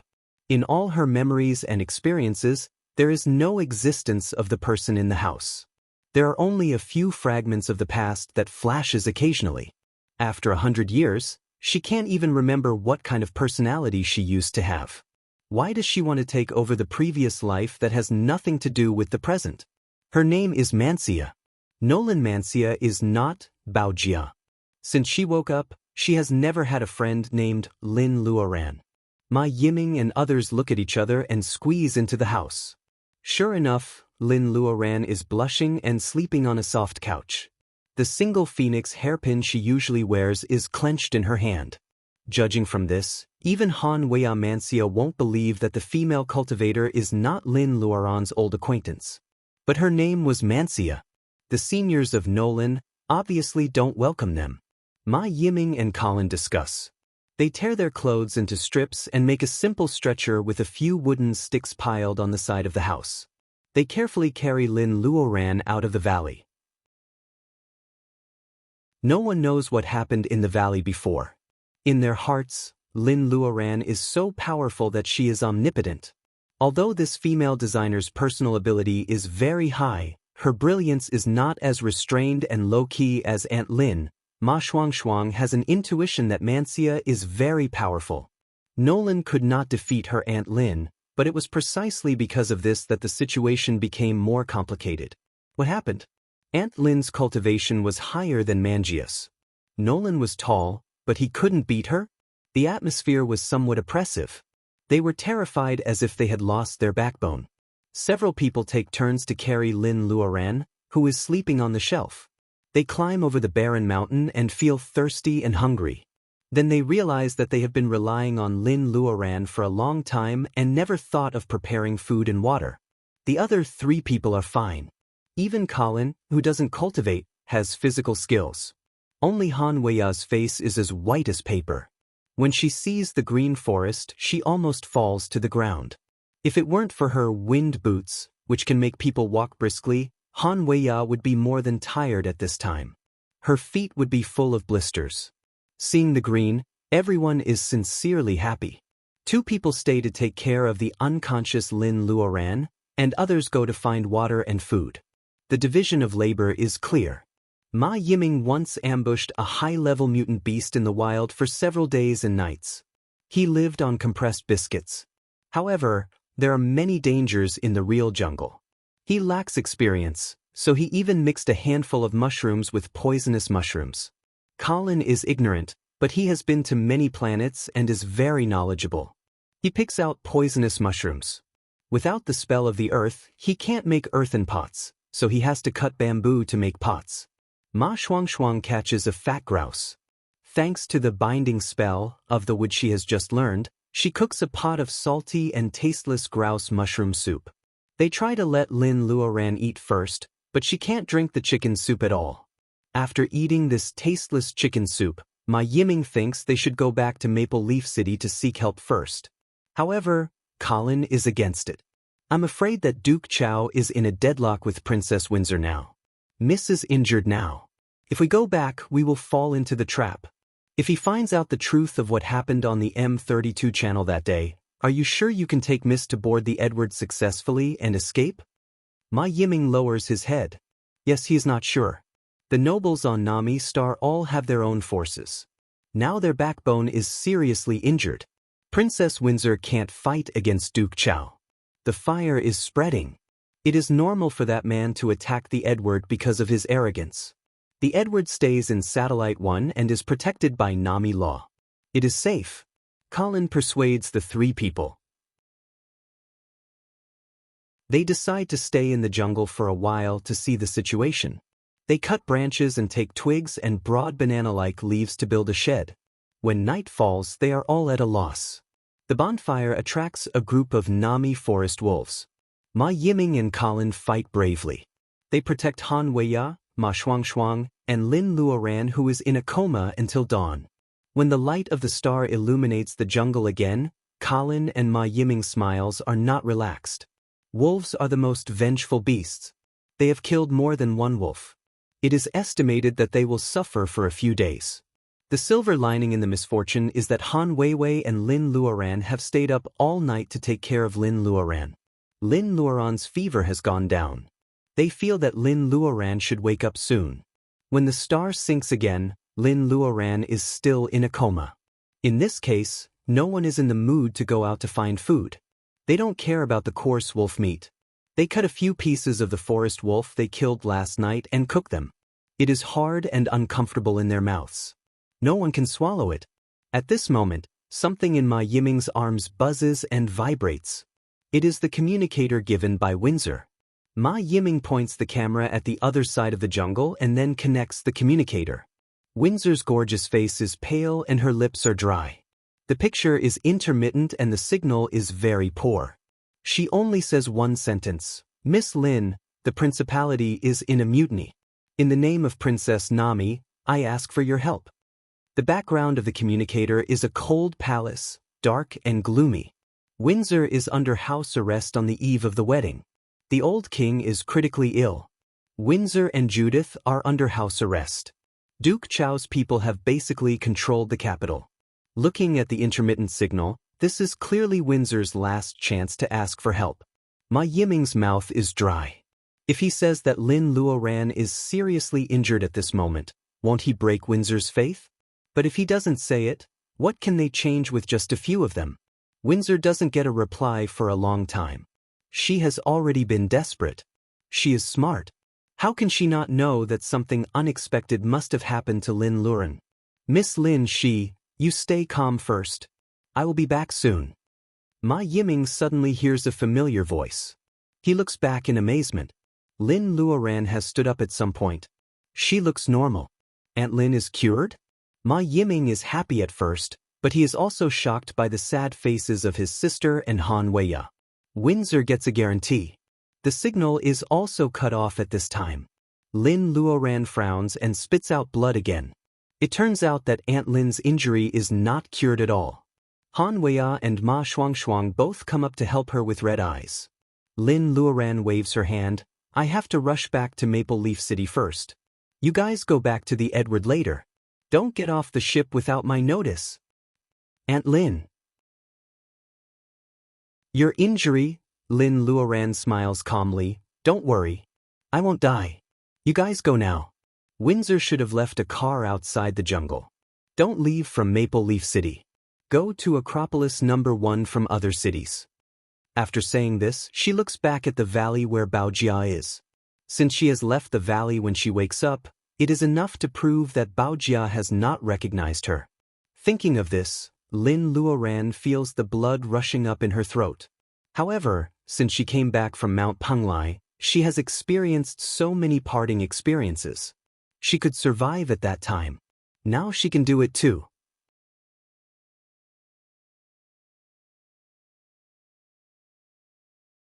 This middle-aged woman also takes Lin Luoran's hand and persuades her earnestly that Princess Windsor is dignified and elegant. She has no chance and so on.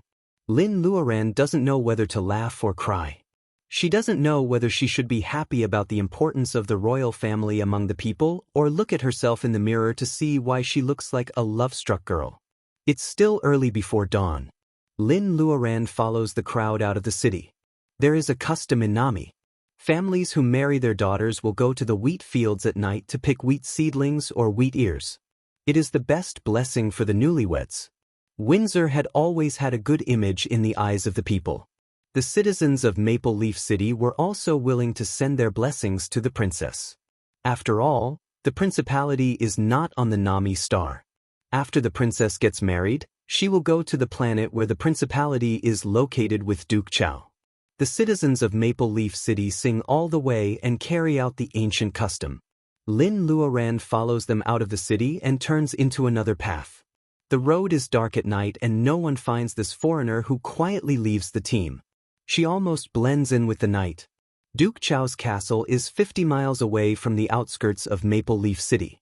Lin Luoran finds many hidden posts along the way. She simply identifies the direction and chooses the Earth Escape spell. Most of the land outside the city is owned by nobles. No one wants to install detectors dozens of meters underground, except for some dukes who have bad intentions. When some kind of obscure wave comes, Lin Luoran knows that she has arrived. She jumps out of the ground. Before she stands still, the place where she stands is surrounded by lasers. If Lin Luoran doesn't dodge quickly, she will end up like the ground being hit into a big pit with black smoke. You are here. The somewhat gloomy but handsome Duke Chao's voice comes from the third floor. There are dozens of dark windows. Lin Luoran doesn't know where he is hiding. Lin Luoran doesn't move. At least 20 weapons are locking her from her feet to her head from all directions. The most important thing is that when she tries to scan the mysterious method with her spiritual mind and tries to hit him with one blow, she actually fails. It is extremely rare for spiritual mind to fail. Is it similar to the interference in the underground world of the Kalahari Desert? Anyway, Lin Luoran looks all the way. The outer wall of the towering castle is covered with fluffy golden pink light. It seems to be coated with an unknown special substance. Is this substance specially used to prevent cultivators or just to prevent alien strongmen who practice spirit power? Are you wondering why the usually useful spirit power scanning doesn't work now? Duke Chao's voice echoes in dozens of semicircular windows. It is gloomy with sarcasm. Even his hearty laughter can make people shiver. Every member of the Hilda family will get a family badge when they are born. It represents the glory of the Hilda family. Members of the family can never leave it. It has only one function. When the physiological function of the wearer is in danger, it is responsible for sending the picture back to the family. One is to ask for help, and the other is to take revenge. Lin Luoran coughs violently. She is no stranger to similar things. 300 years ago, Huaxia, which got the technological inheritance of Yuli civilization, also developed related applications. There were many similarities between the civilizations of the Alliance. She was not afraid that the fact that she had killed someone would be exposed, but the background of the person she had killed was beyond her expectations. However, she had learned one thing. When dealing with people from the Galactic Alliance, she had to first burn all the similar things on them before making a move. So, you have long known that it was I who killed your brother? Duke Chao laughs softly. His voice is meandering. Lin Luoran really hopes that he can continue to laugh. She will soon be able to confirm his location. Unfortunately, the laughter stops abruptly. Duke Chao, who is hiding in the castle, never makes a sound again. It is useless to keep the three of you. I still have to rely on Fairy to help me. Lin Luoran whispers. Fire Phoenix becomes angry out of shame. It is barely taken away by Wood Wolf and Silver Fish. White Fairy knows that Lin Luoran is actually seriously injured. She is just holding on at the moment, so she discusses the steps with her. Lin Luoran listens to it and moves a little. In the gunfire, her body disappears and she escapes into the ground. White Fairy changes into Lin Luoran's appearance. She floats to the castle like a puff of smoke. The gunfire is chasing after her. As the fallen mighty of the misty peak on the earth, White Fairy is lucky enough to see a bomb as small as dust on the other side of the interstellar after 1,000 years. She doesn't know whether to laugh or cry. However, she is not a real person with flesh and blood. She is a soul without 5 elements. Even if her body is blown up, as long as it is not a power that can melt soul power, it will not cause any actual harm to her. The commander in the castle is on guard. He can't figure out how a creature can resist the gunfire with flesh and blood. Duke, the enemy seems to be a bit strange. There is no Chao in front of him. This handsome and gloomy young man is too cautious and careful. He is not in the defense command room. Humph, you are a bunch of useless things. The one approaching the castle now is not that woman at all. What's the use of looking exactly the same? There is no sign of life. It is just a simple energy fluctuation. When Chao is angry, White Fairy has already entered the outer wall of the castle. Those attacks stop abruptly. There is no reason for them to fight themselves. The outside of the castle is an iron bucket, but the inside is not an idiot. Duke Chao is moving. He has set many checkpoints to intercept White Fairy. At first, they were at their wits' end, until a strange-looking instrument appeared. After adjusting the wavelength for a while, the person operating the instrument is delighted to find that Lin Luoran has slowed down. There is a painful expression on her face. Increase the output. Lin Luoran hides underground and frowns for a while. Her spiritual mind is still blocked outside the castle. With White Fairy's eyes, she can see the situation inside the castle. From the painted wall of the castle to the strange instrument for souls, is it just a coincidence? A blue sword light comes as fast as lightning. Chao finally laughs out loud. She is just a cultivator. Does my Heidel family have no cultivators? Lin Luoran feels that her whole body is about to freeze in the soil. It is Baojia who comes on the sword. Baojia belongs to the same family as Duke Chao? The previous unexplainable situation is suddenly clear. Chao suddenly starts a mutiny, the paint layer of the castle, the instrument that can hurt souls. All these need a designer who knows cultivators very well. Mancia. Nolan Mancia lands and points her sword at Lin Luoran's hiding place. Come out. Don't force me to do it.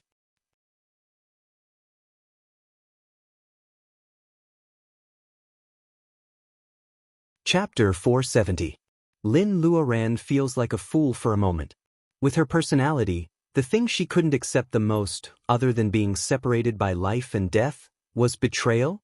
Just like Li Anping's betrayal, Lin Luoran could turn around and leave resolutely. What about now? It's not because of personal ability enhancement, but because for Baojia, she is a stranger. Duke Chao and Baojia, No and Mancia. Nolan is an acquaintance. This recognition makes Lin Luoran feel bitter. Compared with completely forgetting, she would rather Baojia betrayed her.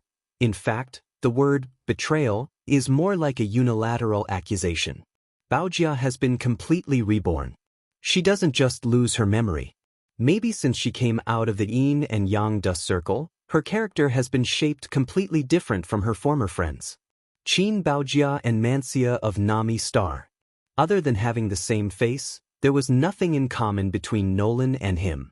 Now that she knows it, why does she still have the feeling that her heart is pulled out and trampled into the dust? Lin Luoran feels weak all over. Mancia. The snow sword, in Nolan's hand, is a gift from her. She never dreamed that one day the tip of this flying sword would point at her. I won't do anything to you. Nolan frowns. Why do you talk in such a tone of pity and forbearance? With your injury, I don't think you will win. Lin Luoran smiles reluctantly. Baojia has been exploring personal ability enhancement alone these years. She actually has the personal ability of the middle period of bearing essence. When she first entered the Soul Wood, she was only in the middle period of training Qi. After sleeping for these years, in addition to the recovery of her ocean of consciousness, her personal ability has also improved because of the Reiki of the Spirit Mine and the Soul Wood. Otherwise, no matter how good the Taoist root of double nature is, she can't easily reach the middle period of bearing essence without the support of spirit stones and elixirs. White Fairy said that the Reiki of Nami Star is only a little better than that of the Earth in the end of the world. It is still far from that of the Earth in the Tang dynasty of Huaxia. Baojia. Well, Mancia. Miss Nolan, let me say it again. I won't do anything to you. Nolan frowns. She doesn't like this tone. It feels like she owes a lot to the female cultivator. What big words. Watch my sword. Lin Luoran doesn't know the sword riding spell. She is already talented to figure out how to fly on the sword. This sword has no moves. In the eyes of Lin Luoran, who has learned the spell of sword, there are loopholes everywhere. She was not boasting. Even though she was seriously injured, it was not difficult for her to control Baojia with her current eyesight and experience. However, facing the blue sword light, Lin Luoran does not fight back. Instead, she dodges to the side. She hasn't recovered from her serious injury and she is in a trance. Baojia's sword is fast and fierce. A strand of her hair is cut off and falls down. How ironic, making it as inauspicious as severing one's robe. Mancia. Each of Nolan's moves is fatal, and Lin Luoran keeps retreating. The two of them are so fast that they can't be seen by the naked eye. They can only be captured by instruments. Grand Duke Chao was in a secret room. Looking at the transmitted picture, he felt a little strange. Why doesn't the female cultivator fight back? It seems that she has the power to fight back. The other party was someone who could split a starship with his sword. Or Countess Nolan has improved again in these years. If it is the latter, it is really a strong guarantee for the Heidel family. Grand Duke Chao's face is relaxed. Suddenly his back is cold. A fatal crisis has locked him. Grand Duke Chao has calmed down in less than a second. There is nothing to be afraid of. His finger on the armrest of the chair is the life-saving button. He can retreat to a safe place under the enemy's eyes calmly. Therefore, Grand Duke Chao boldly turns the chair. The person, standing behind him, has restored her original face. It is White Fairy. In fact, I am very curious. What does an energy body like you rely on to live? White Fairy smiles sweetly. She doesn't care what the alien barbarian in front of her wants to say, and she won't say much to him. As long as this guy turns his face, he is doomed to lose. White Fairy's eyes are shining, frightening people's souls. Grand Duke Chao feels that something flashes. When he opens his eyes again, the scene in front of him has changed dramatically. White Fairy smiles. She looks at Grand Duke Chao, who is a little stupid, and floats out of the castle again. Qin Baojia, right? You really have the heart to do it. White Fairy has long regarded Lin Luoran as a junior. She is very dissatisfied that Lin Luoran doesn't fight back. She can't help but mock Baojia. I don't know any Baojia. My name is... White Fairy sneers. I don't care what your name is. I just hope that one day you will remember the past. Don't regret what happened today. Nolan is stunned by her words. Lin Luoran finally gets a chance to breathe. The protean dress she is wearing is quite embarrassed. It is torn. When the attack stops, the dress also has time to heal itself. These alien barbarians are really troublesome. Let's go to the capital. Because Nolan is standing here. Nolan, the castle has not launched another attack. Is Baojia very important to the Heidel family? Why do you help him? Nolan hesitates for a moment. My full name is Heidel. Nolan. What did you do to Chao? Sure enough. This is Baojia's family. What about the Qin family before the new era? Lin Luoran smiles bitterly. She leaves without looking back as White Fairy says. Seeing that they are a little far away from Nolan, the people in the Castle Defense Command Room are overjoyed. They are about to attack mercilessly. Nolan. However, Nolan makes a gesture of truce. Wait, what about you? Why do you help the Nami royal family? Why does she help the Nami royal family? Lin Luoran lowers her head and smiles bitterly. I beg the Nami royal princess to find me a jewelry designer named Nolan. Nolan's jewelry designer. Isn't it ironic? I got this thing by chance. I will give it back to you. Goodbye. Lin Luoran throws something backhand. It is faintly reflecting under the soft light of the Heidel family castle. A phoenix hairpin carved with yellow jade. Lin Luoran's bright sword rises into the air until she and White Fairy completely disappear in the night. Nolan. Nolan is still standing in place. The night wind blew her hair into a mess, and her beautiful long and narrow eyes were filled with complex emotions. I beg the Nami royal princess to find me a jewelry designer named Nolan. Nolan's jewelry designer. She looks down at the yellow jade hairpin in her hand. It is indeed her early work. Nolan. Nolan is speechless for a long time. She always used the traditional totem of the earth as materials. She also hoped that someone she once knew would find her according to the clues. Even if the hope is very slim, she has never given up. After all, no one likes a blank life without a past. Then when did he give up the search? Was it after she stayed in Nami Star for 50 years and her blank life was filled little by little? After she tasted all the joys and sorrows? It turns out that someone will really come to find her. It's a pity that the two are in completely different camps. Nolan. Nolan walks to the secret room of the castle. Her grandnephew Heidel is 2 generations away. Frank leans on the chair. His handsome face is ruined by the crooked corners of his mouth.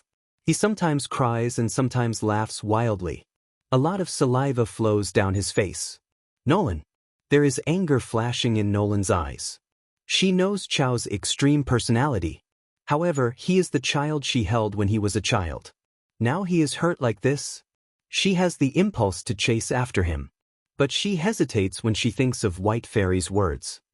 I only hope that one day you will remember the past and not regret everything that happened today. The past that she hasn't remembered and the things that have happened today are intertwined and contradictory. Nolan feels that she can't kill him anymore.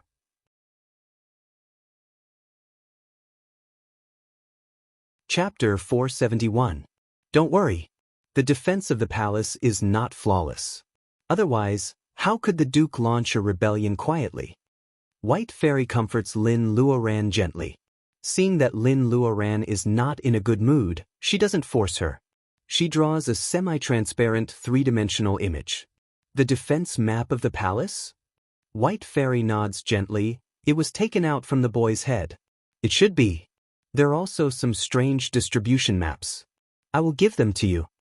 White Fairy flicks a memory bead into Lin Luoran's mind. Those maps are easy to recognize. They seem to match the landform of Nami Star. However, the text is too strange. Lin Luoran is going to show it to Windsor. The defense of the palace is indeed not an iron bucket. Behind the huge palace, there is a towering mountain wall. A living spring leads directly to the palace and is connected to a running water stream in the palace. Because it is related to the palace's water intake, many toxin-detecting instruments are installed. However, in terms of safety, probably no one can imagine that the Heidel family has a bad intention for a long time. In recent years, they have dug through the mountain wall. A small waterfall hides a secret passage for two people to walk side by side. Lin Luoran and White Fairy move forward according to the map. The entrance is an old maple stump which has withered for many years. It is very desolate. Prying open the branches, they see a dark tunnel. There is no rotten smell of airflow. It seems that someone has passed here recently. Lin Luoran checks with her spiritual mind. After making sure there is no danger, she goes down with White Fairy. The wall is very smooth and the ground is covered with a special carpet. The footsteps of people walking on it are swallowed up. The Heidel family is really very careful. Lin Luoran holds back the feeling of coughing until she gets out of the waterfall. White Fairy casts an unknown spell on her. Lin Luoran can feel that her face is covered with something. Maybe her appearance has changed a lot. Who did you turn me into? It is strange. White Fairy has never seen people in the palace. She can no longer use her spiritual mind in the palace. Those so-called spirit power masters still have some tricks. White Fairy smiles but doesn't say anything. Lin Luoran draws a water mirror and doesn't know whether to laugh or cry. She looks like an elk now. They have encountered several free-range elks along the way. In such a big palace, only elks have the privilege to go unimpeded? Whether it is the waiter holding the silver plate or the cold-looking Nami royal guards, when they see these elks running around, they are not only not vigilant at all, but also quite kind to it. The elk, with watery eyes, wandered round the palace, and hearing the quiet sighs of the two maids, stopped at the railing and looked up at them. Of course, the two of them would not be wary of a fawn. They lowered their voices and conversed. The princess suddenly moved to the West Hall and refused to try on her wedding dress. Is she angry with the Grand Duke? Duke Chao is such a gentle person. How could he? Shoo, don't tell anyone. Actually, I've seen the Grand Duke vent his anger on the attendants around him. That look is very different from how he usually acts. Really? The two maids gossip for a while. The elk hears that the old king is seriously ill and Prince Judith has been taking care of him in the main hall. It then quietly walks away. I go to the West Hall and you go to the main hall? White Fairy nods and agrees. She is a little worried. How about your injury? I won't die. I have just taken an elixir. White Fairy doesn't say much. After getting along with Lin Luoran for so long, she probably knows Lin Luoran's character. Lin Luoran rarely contradicts others. In fact, she is the most stubborn one. Take an elixir? The injury of the late bearing essence period is so serious. She needs at least a grade 5 elixir to treat it. Where can she get it at the moment? Seeing White Fairy leaving, Lin Luoran's smile fades. She covers her mouth with her hand and coughs silently. Her internal organs are seriously injured and she can't stop vomiting blood. Since she left the alchemy furnace to Yuan Yi, she has never made elixirs in the past 300 years. Not to mention high-grade spirit medicine, she doesn't even have nourishing qi bolus. Lin Luoran picks a fresh ginseng from the space. She washes it and breaks off a piece to put it in her mouth. The 10,000-year-old ginseng tastes extremely bitter and its medicinal effect is also overbearing. Unfortunately, it is not the right medicine. It can only replenish qi and nourish blood to delay the time of her injury. Lin Luoran recalls the previous three-dimensional map. She identifies the direction of the West Hall and goes all the way. Nami Palace is very large. The side West Hall that the maids say is very remote is actually an independent castle. Lin Luoran follows several maids. At first glance, she looks like an ignorant elk. Others don't drive her away. The maids are holding a silver plate with some precious jewels on it. It seems that they are the ornaments for the wedding. However, Windsor has ruined the wedding. These maids seem to know nothing. Lin Luoran doesn't know whether they really don't know or they are the people the Heidel family planted in the royal family. Princess, the princess is still resting. You can put down the jewelry. Yes, Lord Kenny. The male attendant has a high status. The maids are very respectful to him. He seems to be Windsor's bodyguard. He is tall, thin and pale. He looks a little familiar. Oh, when the Edward landed on Satellite Eye, this tall and thin young man was among Windsor's group. Kenny, I was really blind before. In a gorgeous inner bedroom, Windsor closes her eyes and looks tired. The tall and thin Kenny is silent. He just puts the tray on the dressing table. Princess, please forgive Kenny. As a member of the Heidel family, Kenny deeply regrets your current situation. You shouldn't have listened to the instigation of a few alien creatures and had the idea of breaking the wedding. The Grand Duke loves you very much. The entire Nami alliance is looking forward to your marriage. Especially that alien woman. She even killed the Grand Duke's brother, the Prince of the Principality. Windsor leans on the edge of the bed. She seems to be weak. She can only sneer. His brother is dead. No one can compete with him for the principality. Chow will wake up with a smile in his dream. Don't flatter him. Kenny doesn't argue with Windsor. This tall and thin young man turns around and carefully wipes away the dust on the jewelry that is almost impossible to exist. He is careful and cautious. He is really a perfect close attendant. This Kenny can be taken by Windsor to participate in the undisclosed matter of interstellar travel. It can be seen that he is a close attendant whom Windsor trusts very much. It turns out that he is a member of the Heidel family. So, Windsor can't fight back at this moment because she has been betrayed? Lin Luoran hides in the dark and observes for a while. All the defenses of this West Hall are outside. As long as she controls Kenny, she should not encounter any attack. Thus, she walked out in the open. Why does an elk follow me in? Kenny turns his head and the attack he is about to launch stops. Lin Luoran's 5 fingers change. A water bubble flies out of her hand and covers Kenny. The blue bubble wraps him up like a jelly. She even sets a mini world in this room in an instant to prevent the sound and figure from being transmitted out. As soon as the attack is launched, the spell White Fairy cast on Kenny disappears automatically. Seeing an elk suddenly changes, Windsor is surprised for a moment. Lady Lin. Lin Luoran checks Windsor's body. It is a potion that makes people weak and restrains their power. Lin Luoran uses gold reiki as a needle and pricks several places on Windsor's body for a while. The remaining potion in her body is forced to one place. Lin Luoran cuts her fingers and releases the potion. Why did you fail so easily? Windsor can become the pirate leader. Of course, she doesn't rely on her princess identity. She is easily schemed by Chow, which is very unreasonable. Duke Chow seems to be not as smart as Windsor. Windsor takes a look at the jelly, and Lin Luoran understands. People are the most defenseless against the people they trust. A screw goes wrong and it can almost paralyze the entire palace. The Heidel family doesn't plant many people in the palace. The people they plant have all become the trusted figures of the Nami royal family. This is worrying. Lady Lin, Thank you for saving me.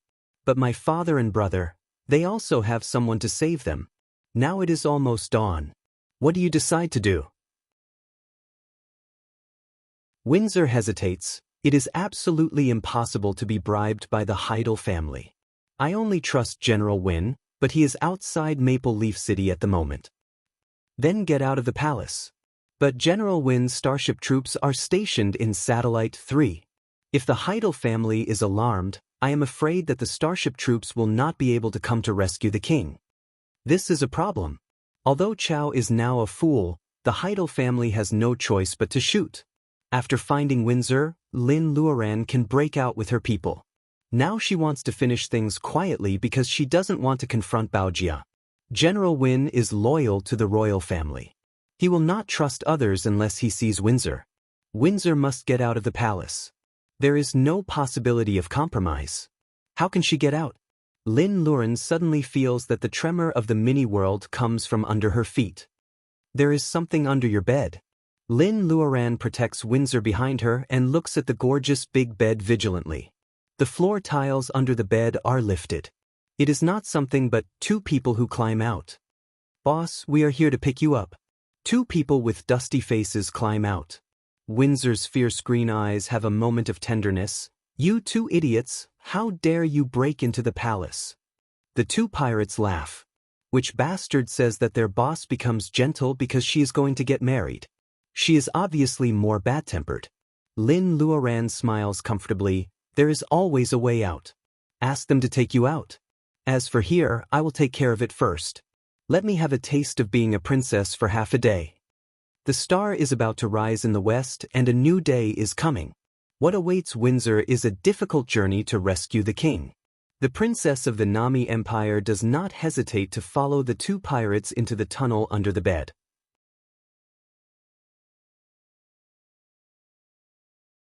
Chapter 472.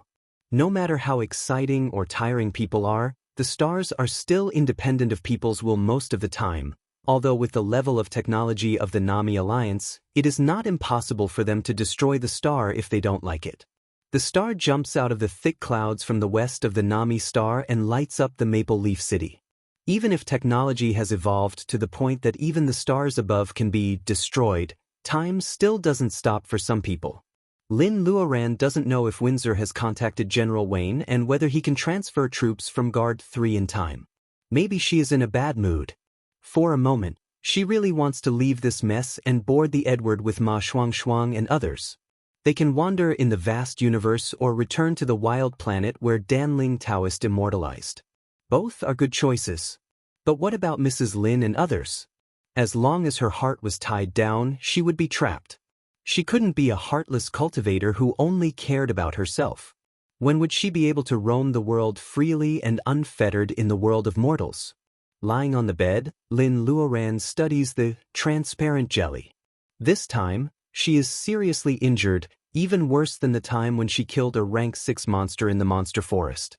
At that time, she had to lie on the beach for more than a month before she gradually recovered. However, this time, Lin Luoran is not optimistic. Her foundation is almost hurt. Unfortunately, it is not the time to relax. Lin Luoran throws some ginseng slices into her mouth. It is a waste to eat 10,000-year-old ginseng like this. She swallows it with the sweet and fishy taste in her mouth. Princess, you should change your clothes. The voice of the maids rings outside the door. Lin Luoran stuffs the frozen Kenny into the cabinet and imitates Windsor's voice to reply, "Come in." The maids gently push the door open with their heads half lowered. They are holding a dress made of special fibers in their hands. It is similar to the color of the phoenix's tail feathers.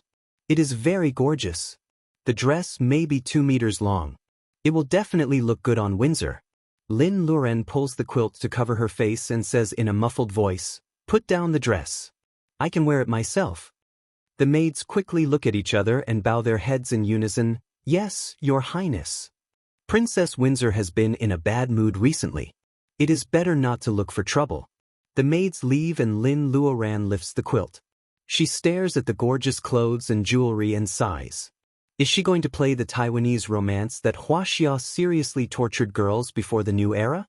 Unfortunately, The bridegroom had yet to wake up from his dream.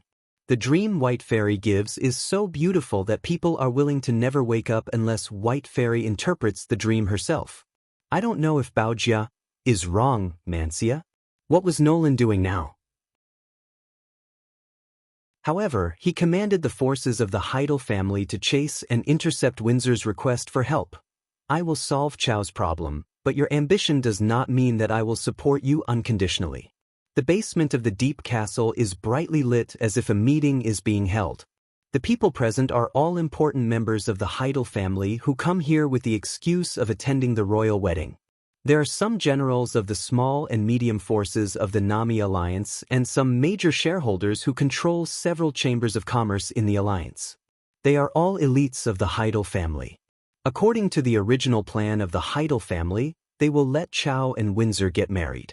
After they have children, they will slowly deal with the old king, Judith, and Windsor. This is like boiling a frog in warm water. It is the safest way. They have been planning this for more than 1 or 2 days. First, Windsor suddenly breaks up the marriage. Fortunately, the Heidel family's arrangement for many years can cope with it. The most troublesome thing is that Chao suddenly becomes like this. How can he show up at the wedding ceremony tomorrow? The people of Maple Leaf City and the people who come to watch the ceremony from all over the alliance are not blind.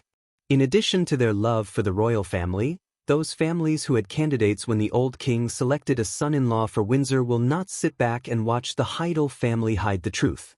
At worst, they will muddy the water and everyone will go into the water to slack off. Mancia. Nolan, don't forget that the Heidel family has raised you for many years. Mancia. Nolan sneered, you raised me? Who will fight for the inheritance left by my adoptive mother after her death? I watched Chao grow up. I have no problem with him wanting to marry the princess. However, you are dreaming of seizing the throne of Nami. Don't try to drag me into the water. Mancia. Nolan's words make most of the people in the conference room blush. Of course, there are some thick-skinned people who don't take it seriously. The glory of the family is the highest. The Heidel family has succeeded, Mancia. Nolan, you will only get benefits. Mancia. Nolan feels that they are really boring. She simply stands up and walks straight to the door of the conference room. Do you think I will care about those benefits? If you stay on this Nami star, the whole planet will be in a mess. Don't force me to throw you all into the desert to bask in the sun. Nolan slams the door loudly, leaving everyone present with a cold look. These stupid nobles suddenly remember that when they wanted to seize the industry left by Nolan's adoptive mother in the past, Nolan's eyes were like this. She personally sent some people to the most desolate desert of Nami Star on her sword and stripped their communicators. When they were almost baked dry, they were found by the search team sent by the family. It was also at that time that they realized that this orphan girl of unknown origin can make many of them restless at night in terms of individual combat ability. Forget it. Can't we do anything without her? An elder of the Heidel family is a little embarrassed. He quickly changes the topic. How is Chao's situation? If it doesn't work, let's wake him up by force first. Let's talk about it after the wedding tomorrow. Someone lowers his head with sarcasm. Wake him up by force? When Duke Chao becomes a fool, will the elder take care of the heir born by Chao and Princess Windsor in the future? He was truly a sly old fox. However, except for Mancia, Duke Chao still has a dead brother. Nolan still had a dead brother, so there was no one else to stand up for him. So, everyone said that this was a good suggestion. They had been dreaming. A guard hurriedly came to report, Ms. Mancia took Duke Chao away. I can't stop her. After a short silence, the water glass on the table is smashed by the first elder. Get out. Get out of here. Princess, the king and the third prince are here. A waitress pushes the door in excitedly. A black-haired woman is sitting in front of the dresser, looking at the gorgeous jewelry. This woman is different from the Nami people. Her facial features are not aggressive and she is very weak. However, the waitress still panics when she sees her. Princess, who are you? What did you do to the princess? Lin Luoran has received a message from White Fairy, saying that the old king and Judith are coming here. The old royal family always has its own secret message transmission system. The old king and Judith appear openly. Maybe Windsor has already got the news. Lin Luoran doesn't need to hide anymore. Lin Luoran looks at the panicked little waitress. It seems that she wants to send a message secretly. The security training of the Nami royal family is good. Lin Luoran turns her head and smiles at her. The waitress's face is a mixture of panic and confusion. She can't figure out why Lin Luoran is so fearless. There is a pain in the back of the neck. It is the numbness after a heavy blow. The last thought of the waitress before she faints is, "I am attacked."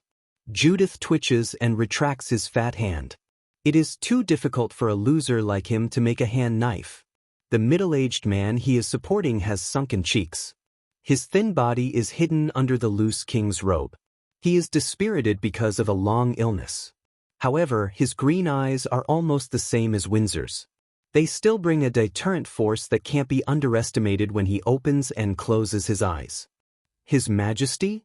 Lin Luoran hesitates. The king of the Nami Empire at this time should be more like an old man in the mouth of the residents of Maple Leaf City or Windsor. However, the man Judith is supporting is a middle-aged handsome man who is too thin. Well, it has absolutely nothing to do with aging. Miss Lin? Windsor mentioned you. Although he has a high nose and green eyes, Lin Luoran strangely feels the long-lost Huaxia style from the king. He is very much like the wise king she has imagined in her mind. He has no unnecessary formalities and his attitude towards her is very calm. He has the perfect temperament of a king. Lin Luoran can't understand how such a king can be controlled by the principality. This doubt has troubled Lin Luoran for many years until, is His Majesty all right? Since the king is not putting on airs, Lin Luoran is also willing to greet him naturally. They chat and laugh for a while. The atmosphere is harmonious and they walk in the palace above board. The king is beside her so Lin Luoran is no longer an intruder. Naturally, she doesn't have to worry about being shot into a sieve by endless high-tech weapons in the next second. Judith follows her and White Fairy suddenly comes out from the side. The fat man has already passed the period of surprise. Without White Fairy, he and the old king would not have been able to get out of trouble so easily. He is very curious about this strong man who looks the same as Lin Luoran. He asks a lot of stupid questions. White Fairy will ignore him. She doesn't show herself and other people in the palace can't see White Fairy.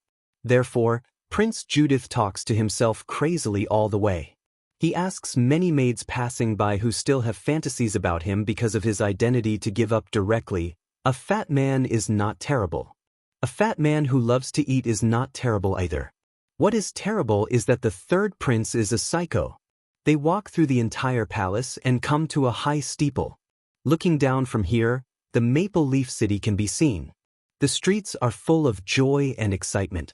In Windsor, the climax of the celebration is reached when Xian comes down from a starship in a military uniform of the Empire. Look, Princess Windsor, who makes the people proud, even her wedding is so different. Windsor has always captured a large number of die-hard fans with her dignified atmosphere. However, Princess Windsor, who grew up under their eyes, is destined to give these die-hard fans a heavy blow today. Windsor waves to the enthusiastic people and glances at the scene with sharp eyes. The virtual light screen projected above the palace and the ubiquitous broadcast are enough for every Nami people who pay attention to this wedding to see the princess' expression clearly. It doesn't match her gentle and dignified look. Before many people realize it, Windsor has already picked up a piece of white paper from the waiter beside her and slowly reads it word by word. The princess's voice is really beautiful. But listen to what Her Royal Highness is reading. Duke Chao is guilty 1 by 1 and the wedding is cancelled. Her Royal Highness asks herself to be the heir of the royal family in front of the people and nobles. Nami Empire has never had a woman in power before. Sensational news is thrown out one after another, making the Nami people dizzy. Their gentle and dignified princess. Is this the late rebellious phase? Windsor's green eyes are shining in the light of the stars. His Majesty smiles and Judith is overjoyed. He feels that he can eat, drink, and have fun without any pressure from now on. Lin Luoran is also in the tower. Windsor's affairs are going well. She is completely relieved. However, the sudden fluctuation of Reiki in the crowd startles her. Wherever she looks, Baojia stands outside the crowd and mouths to her.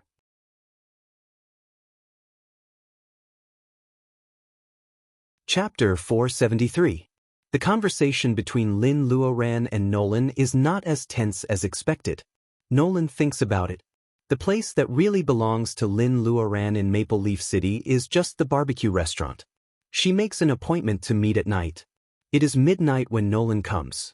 Half an hour after the barbecue restaurant closes, Derek returns to Susan's tavern. There are only Lin Luoran and a few small robots working hard to wipe the grease in the yard in the barbecue restaurant. A small square table is placed under the oak tree. Derek has been taking care of the flower bed recently. The red-haired young man transplants a lot of Chinese bellflower from Susan's tavern. The blue and white flowers add a little gentleness to the night view of the small courtyard. Looking at the Milky Way from the Earth, it is a long white chain.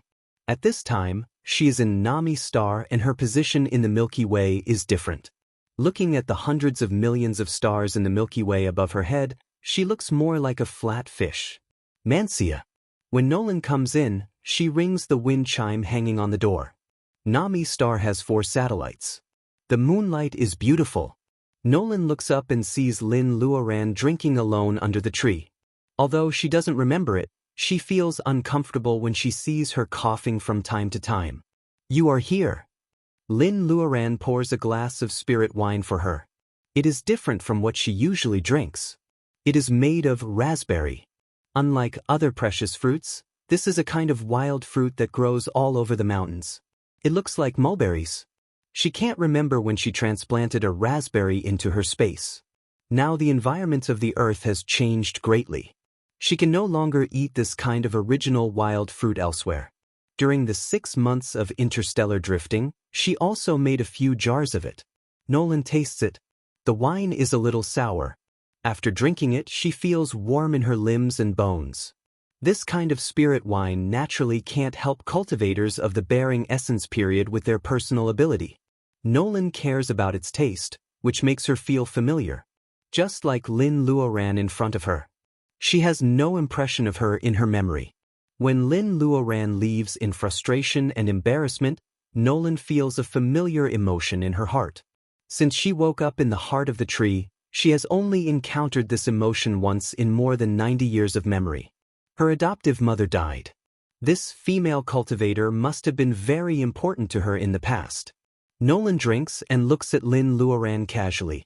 She had the same black hair and eyes as him, and her face was abnormally pale under the moonlight. Her injuries were very serious. Nolan wanted to lose her temper out of reflex, but before she could scold him, she remembered her own position. Her concern finally turned into a question. Your friend who looks like me, what kind of person was he? What kind of person? In the past, Qin Baojia was as proud as a phoenix. She was born into a good family and had a good appearance. Her temper was even more straightforward than that of a man. When she hates a person, no matter who you are, she can act on the spot. When she liked someone, she didn't care about your identity or position. She could make you her best friend. Baojia was like a flame, like a sparkling diamond, living in the most beautiful time. It was destined that those who saw her narrow eyes would never forget the look in them. Baojia abhors evil and has a straightforward temper. She only knows how to argue with people openly and likes to be lively, unlike Mancia in front of her. Nolan could live in seclusion in the valley for decades.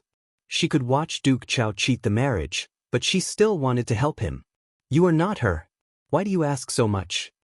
Nolan didn't expect that Lin Luoran's attitude was completely different from before. Before, Lin Luoran always showed that she wanted to recognize her and let her remember the past. Why does Lin Luoran not talk at this time when she takes the initiative to bring up the topic? Nolan was a little annoyed. She felt that Lin Luoran's temper was weird.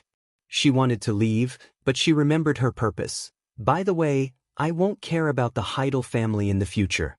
The Nami star has been in a mess recently. I will leave with Chow for a while. Lin Luoran finally raised her head. Where do you want to go? They have been separated for more than 300 years. Even though it is embarrassing to see each other at this time, Lin Luoran still can't accept that Baojia disappears again. Nolan drinks up the spirit wine in the glass, and her cheeks are a little red. I don't know.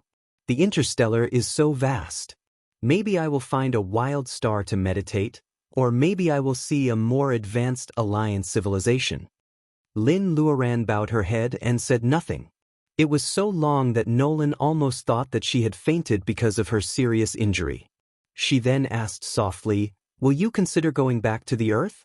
Although I didn't want to say it, if there had been no accident during the Great Change, there should have been descendants in your family. Lu Sanchuan's son named Qin Yan. In the concept of Huaxia's clan, since he was adopted, the surname Qin will continue. It is not surprising that the Qin family has descendants.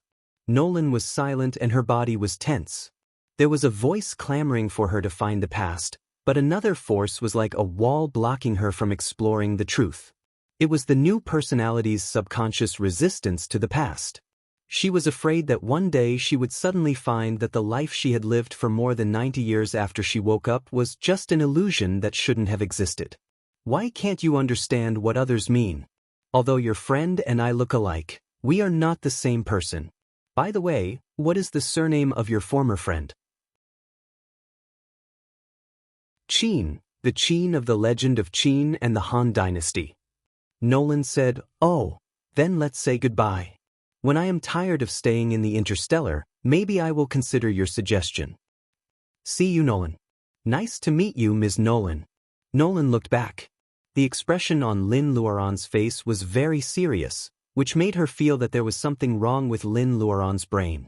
Lin Luoran was seriously injured in the valley and fought in front of the castle. How could she be happy to meet her? They must have had a good relationship before. Nolan looked at Lin Luoran deeply and said, "Qin Baojia," several times in her heart. It was a beautiful name. Maybe she really should go to the Earth. Lin Luoran didn't stop Nolan from leaving. She was even in a good mood. She just had a damn intuition that she would see Baojia again when she returned to the Earth. Baojia seemed to have completely forgotten the past. However, Lin Luoran was very familiar with those little habits and the little movements of her hands when she said one thing but meant another. This person, even if they were on opposite sides and had stabbed each other, Lin Luoran could feel that Baojia was still alive when she saw those little movements. How could people not be sick? Sisters sometimes fought. Lin Luoran couldn't argue with a sick friend. When Baojia remembered what she had done to her when she lost her memory one day, Lin Luoran would beat her hard to vent her anger. She didn't think she would fight back. Even if she couldn't remember, the worst plan was to be friends again. After leaving the Nami star, they had no reason to have any conflict. Lin Luoran drank happily and contacted Xiaoji. "Princess Windsor is very generous. She lent us a castle to live in temporarily. Don't you want to explore the Nami star? The Nami star is well protected. In terms of scenery alone, it is not inferior to the Earth before the new era." Hearing Lin Luoran's proposal, the 4 people on the starship who were originally uneasy are tempted. However, they also don't know whether to laugh or cry. Lin Luoran said that the Nami star was in a critical situation and asked them to return to the Edward as soon as possible. The 4 people finally boarded the starship and the matter was solved? It was obviously a waste of effort. "Come back quickly. There are several good horses in the stable of the castle. First come, first served." Before Lin Luoran can finish her words, she has already leaned on the table. The 4 people on the other side of the communicator are so anxious that they don't know what happened. Han Weia hears Lin Luoran's breath is steady and sees the wine pot on the table. She is stunned. Is Aunt Lin drunk? The 4 people are speechless. Aunt Lin is so mean. She still drinks when she is injured. Ma Yiming mutters. Suddenly his clothes are grabbed tightly. The cyan little fox suddenly rushes out and holds Ma Yiming's neck. "What? She is injured. Why didn't you tell me when you came back?" Ma Yiming is dizzy because of the shaking. Han Weia can't bear it. Ma Shuangshuang rescues her brother from the claws of cyan little fox. There is a sly smile on her face. You didn't ask us. Besides, aren't you in a cold war with Aunt Lin? The cyan little fox rolls its eyes. Pack up quickly. Han Weiya, remember to bring your alchemy furnace. This time, I will show you what elixirs are. Talking nonsense and changing the topic has always been the ultimate skill of the arrogant little fox. Han Weiya and Ma Shuangshuang are convinced by it. They are busy packing up and going to Nami again. Xiaoji is very anxious. It says loudly that it wants to go with them. The Edward is very lively for a while. 4 people, a fox, and a robot arrive at the barbecue restaurant in a few hours. Before dawn, Lin Luoran has already woken up. The cyan little fox awkwardly expresses its concern. Lin Luoran has no choice but to accept it. 1 person and 1 fox make up. It is said that quarreling can promote feelings. The cyan little fox is very happy and jumps on Lin Luoran's shoulder. It keeps shouting to go to the castle quickly. It is too noisy here and it is not suitable for making elixirs. If Lin Luoran's injury is delayed, it will not be so easy to cure.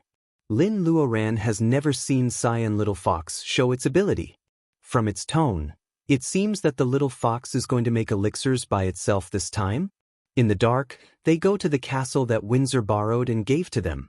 It is the manor where they went to ride horses that day. It is surrounded by mountains and water. There is no better place to live than this. It is about to dawn. Before they arrive at the manor, a flash of lightning flashes through the sky. The muffled thunder is slower than the light. The weather changes suddenly. Sure enough, no matter where it is in summer, there are many thunderstorms. Lin Luoran thinks of the golden word figure taught by the man in robe in her dream.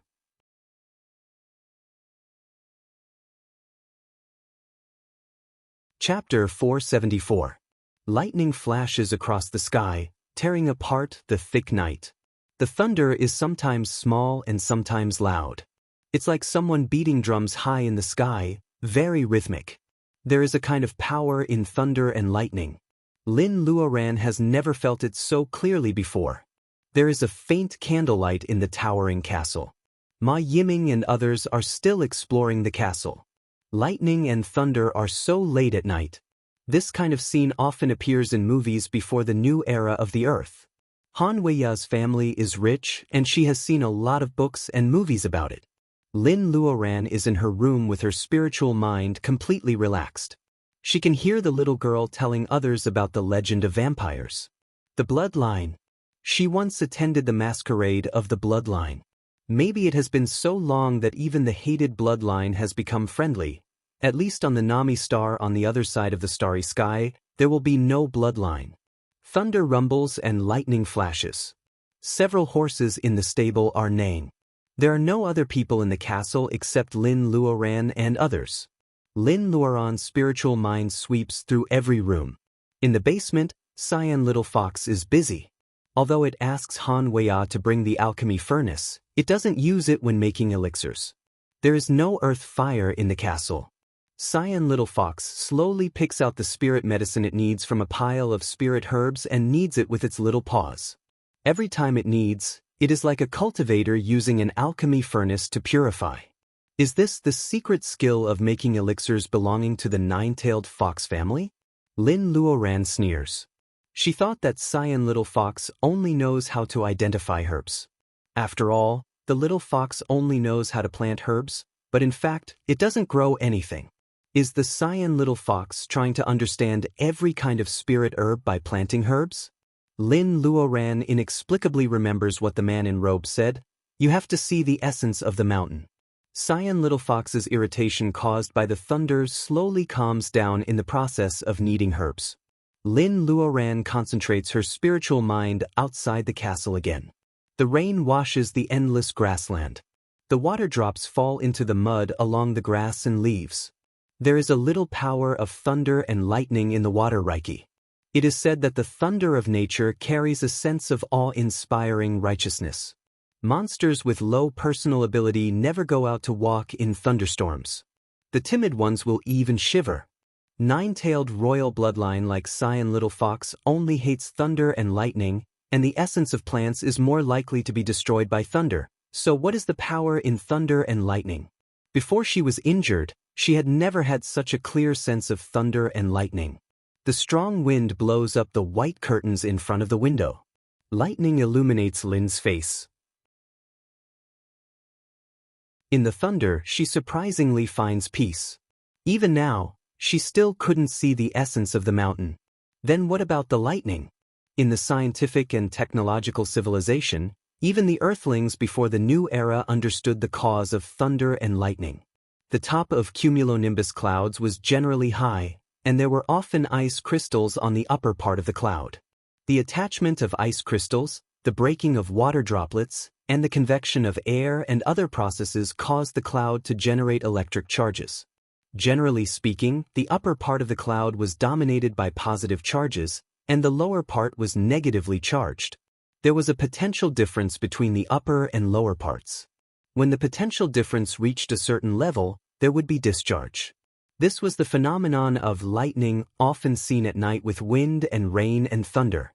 In the process of discharge, due to the sudden increase of temperature in the lightning channel, the volume of the air expands sharply, resulting in a shock wave and strong thunder.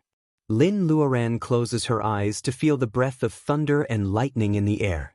This common sense is not enough to convince her. The sky is bright, and the thunder gradually fades away. Ma Yiming and the other three complete the instilling of castle phobia in Xiaoji and in the castle adventure. In the morning after the rain, the trembling dew on the tip of the grass is breathtakingly beautiful. The brother and sister of the Ma family make an appointment to go to the forest on the other side of the river to cultivate. Han Weiya and Colin also run to the forest to pick up mushrooms. Only Cyan Little Fox is left in the castle. Without the disturbance of thunder, it can focus on making elixirs. Lin Luoran is motionless. She has been standing by the window for most of the night. The air with the fragrance of plants wakes her up from intoxication. Lin Luoran finally grasps the glimmer of inspiration surging in her heart. There is no pen, ink, or paper at hand, but Lin Luoran can't help the urge to write. She stretches out her right hand and uses her index finger and middle finger as a pen.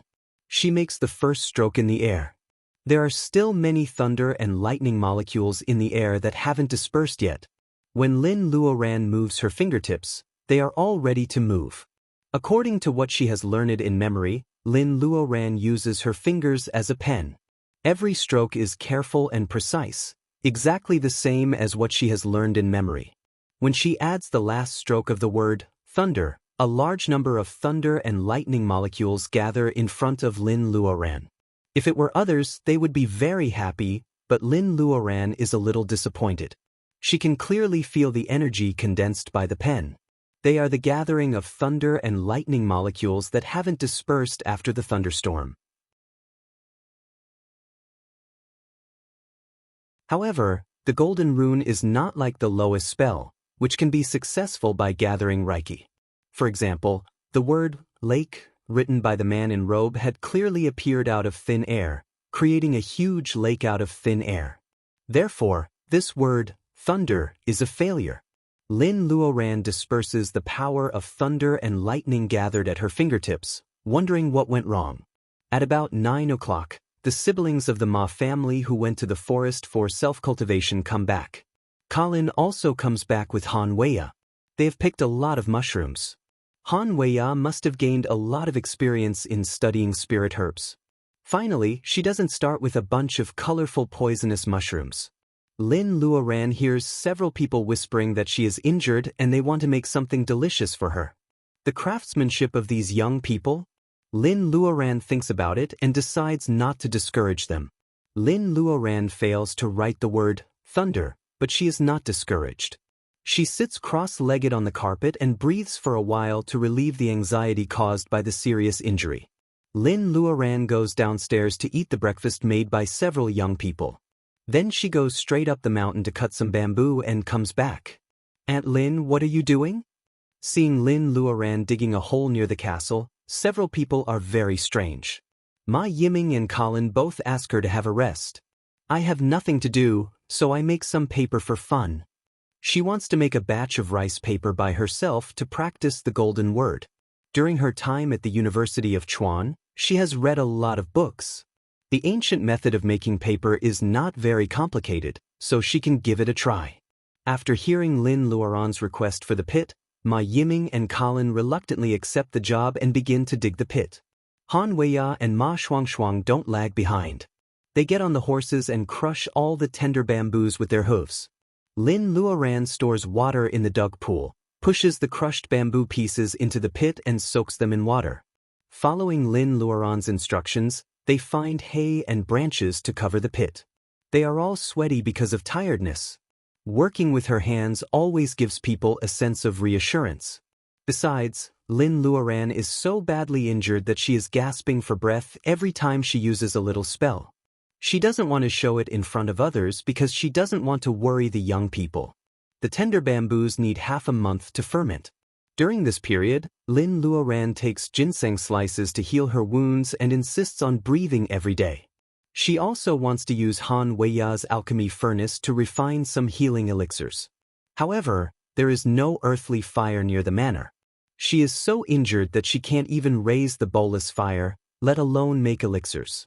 Windsor has come here twice with Judith. Most of the time, the fat prince comes to eat by himself.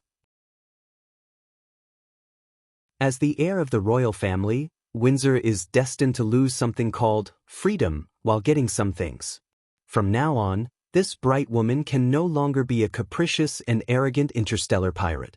Half a month later, the tender bamboos are fermented. The cyan little fox pushes the basement door open. Try it first to see if it works. It is an elixir with blue and white porcelain color. It has no name and belongs to the special unorthodox way of making elixirs of the fox family. Lin Luoran can't classify it. However, it is very effective.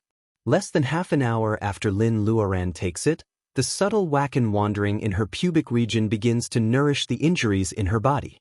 Since she forcibly suppresses her gathering vitality and vomits blood in the illusion circle, the 4 golden elixirs in her pubic region have been dispirited and unwilling to produce wacken for her. Today, they are nourished by the elixir and are willing to move. It is really rare. Good elixir. Lin Luoran praises sincerely. The cyan little fox is finally relieved. It has consumed a lot of energy to make this elixir and its fur is dim. Hearing that Lin Luoran says it is helpful for her injury, the cyan little fox is relieved. It is very tired and falls asleep on the carpet in Lin Luoran's room. Peeling, pickling, rinsing, fermenting, crushing, making paper, pressing paper, uncovering paper, and drying paper. Making paper is the most complicated step in the ancient method of making paper. Lin Luoran has tried for a long time. After a month, the slightly yellow paper is finally dried. Lin Luoran smells the remaining sunshine on the paper and begins to practice the word thunder. Lin Luoran doesn't know if it is because her state of mind has gradually calmed down after 1 month of making paper. At this time, practicing the word thunder feels very good. The thick ink flows on the white paper. Lin Luoran feels that she has grasped the pulse of thunder and lightning. She can hear her own breathing, pulse, heartbeat, and the wind outside the window. It is the end of midsummer. The weather is gradually cooling down. Autumn is coming, and thunderstorms will not occur easily.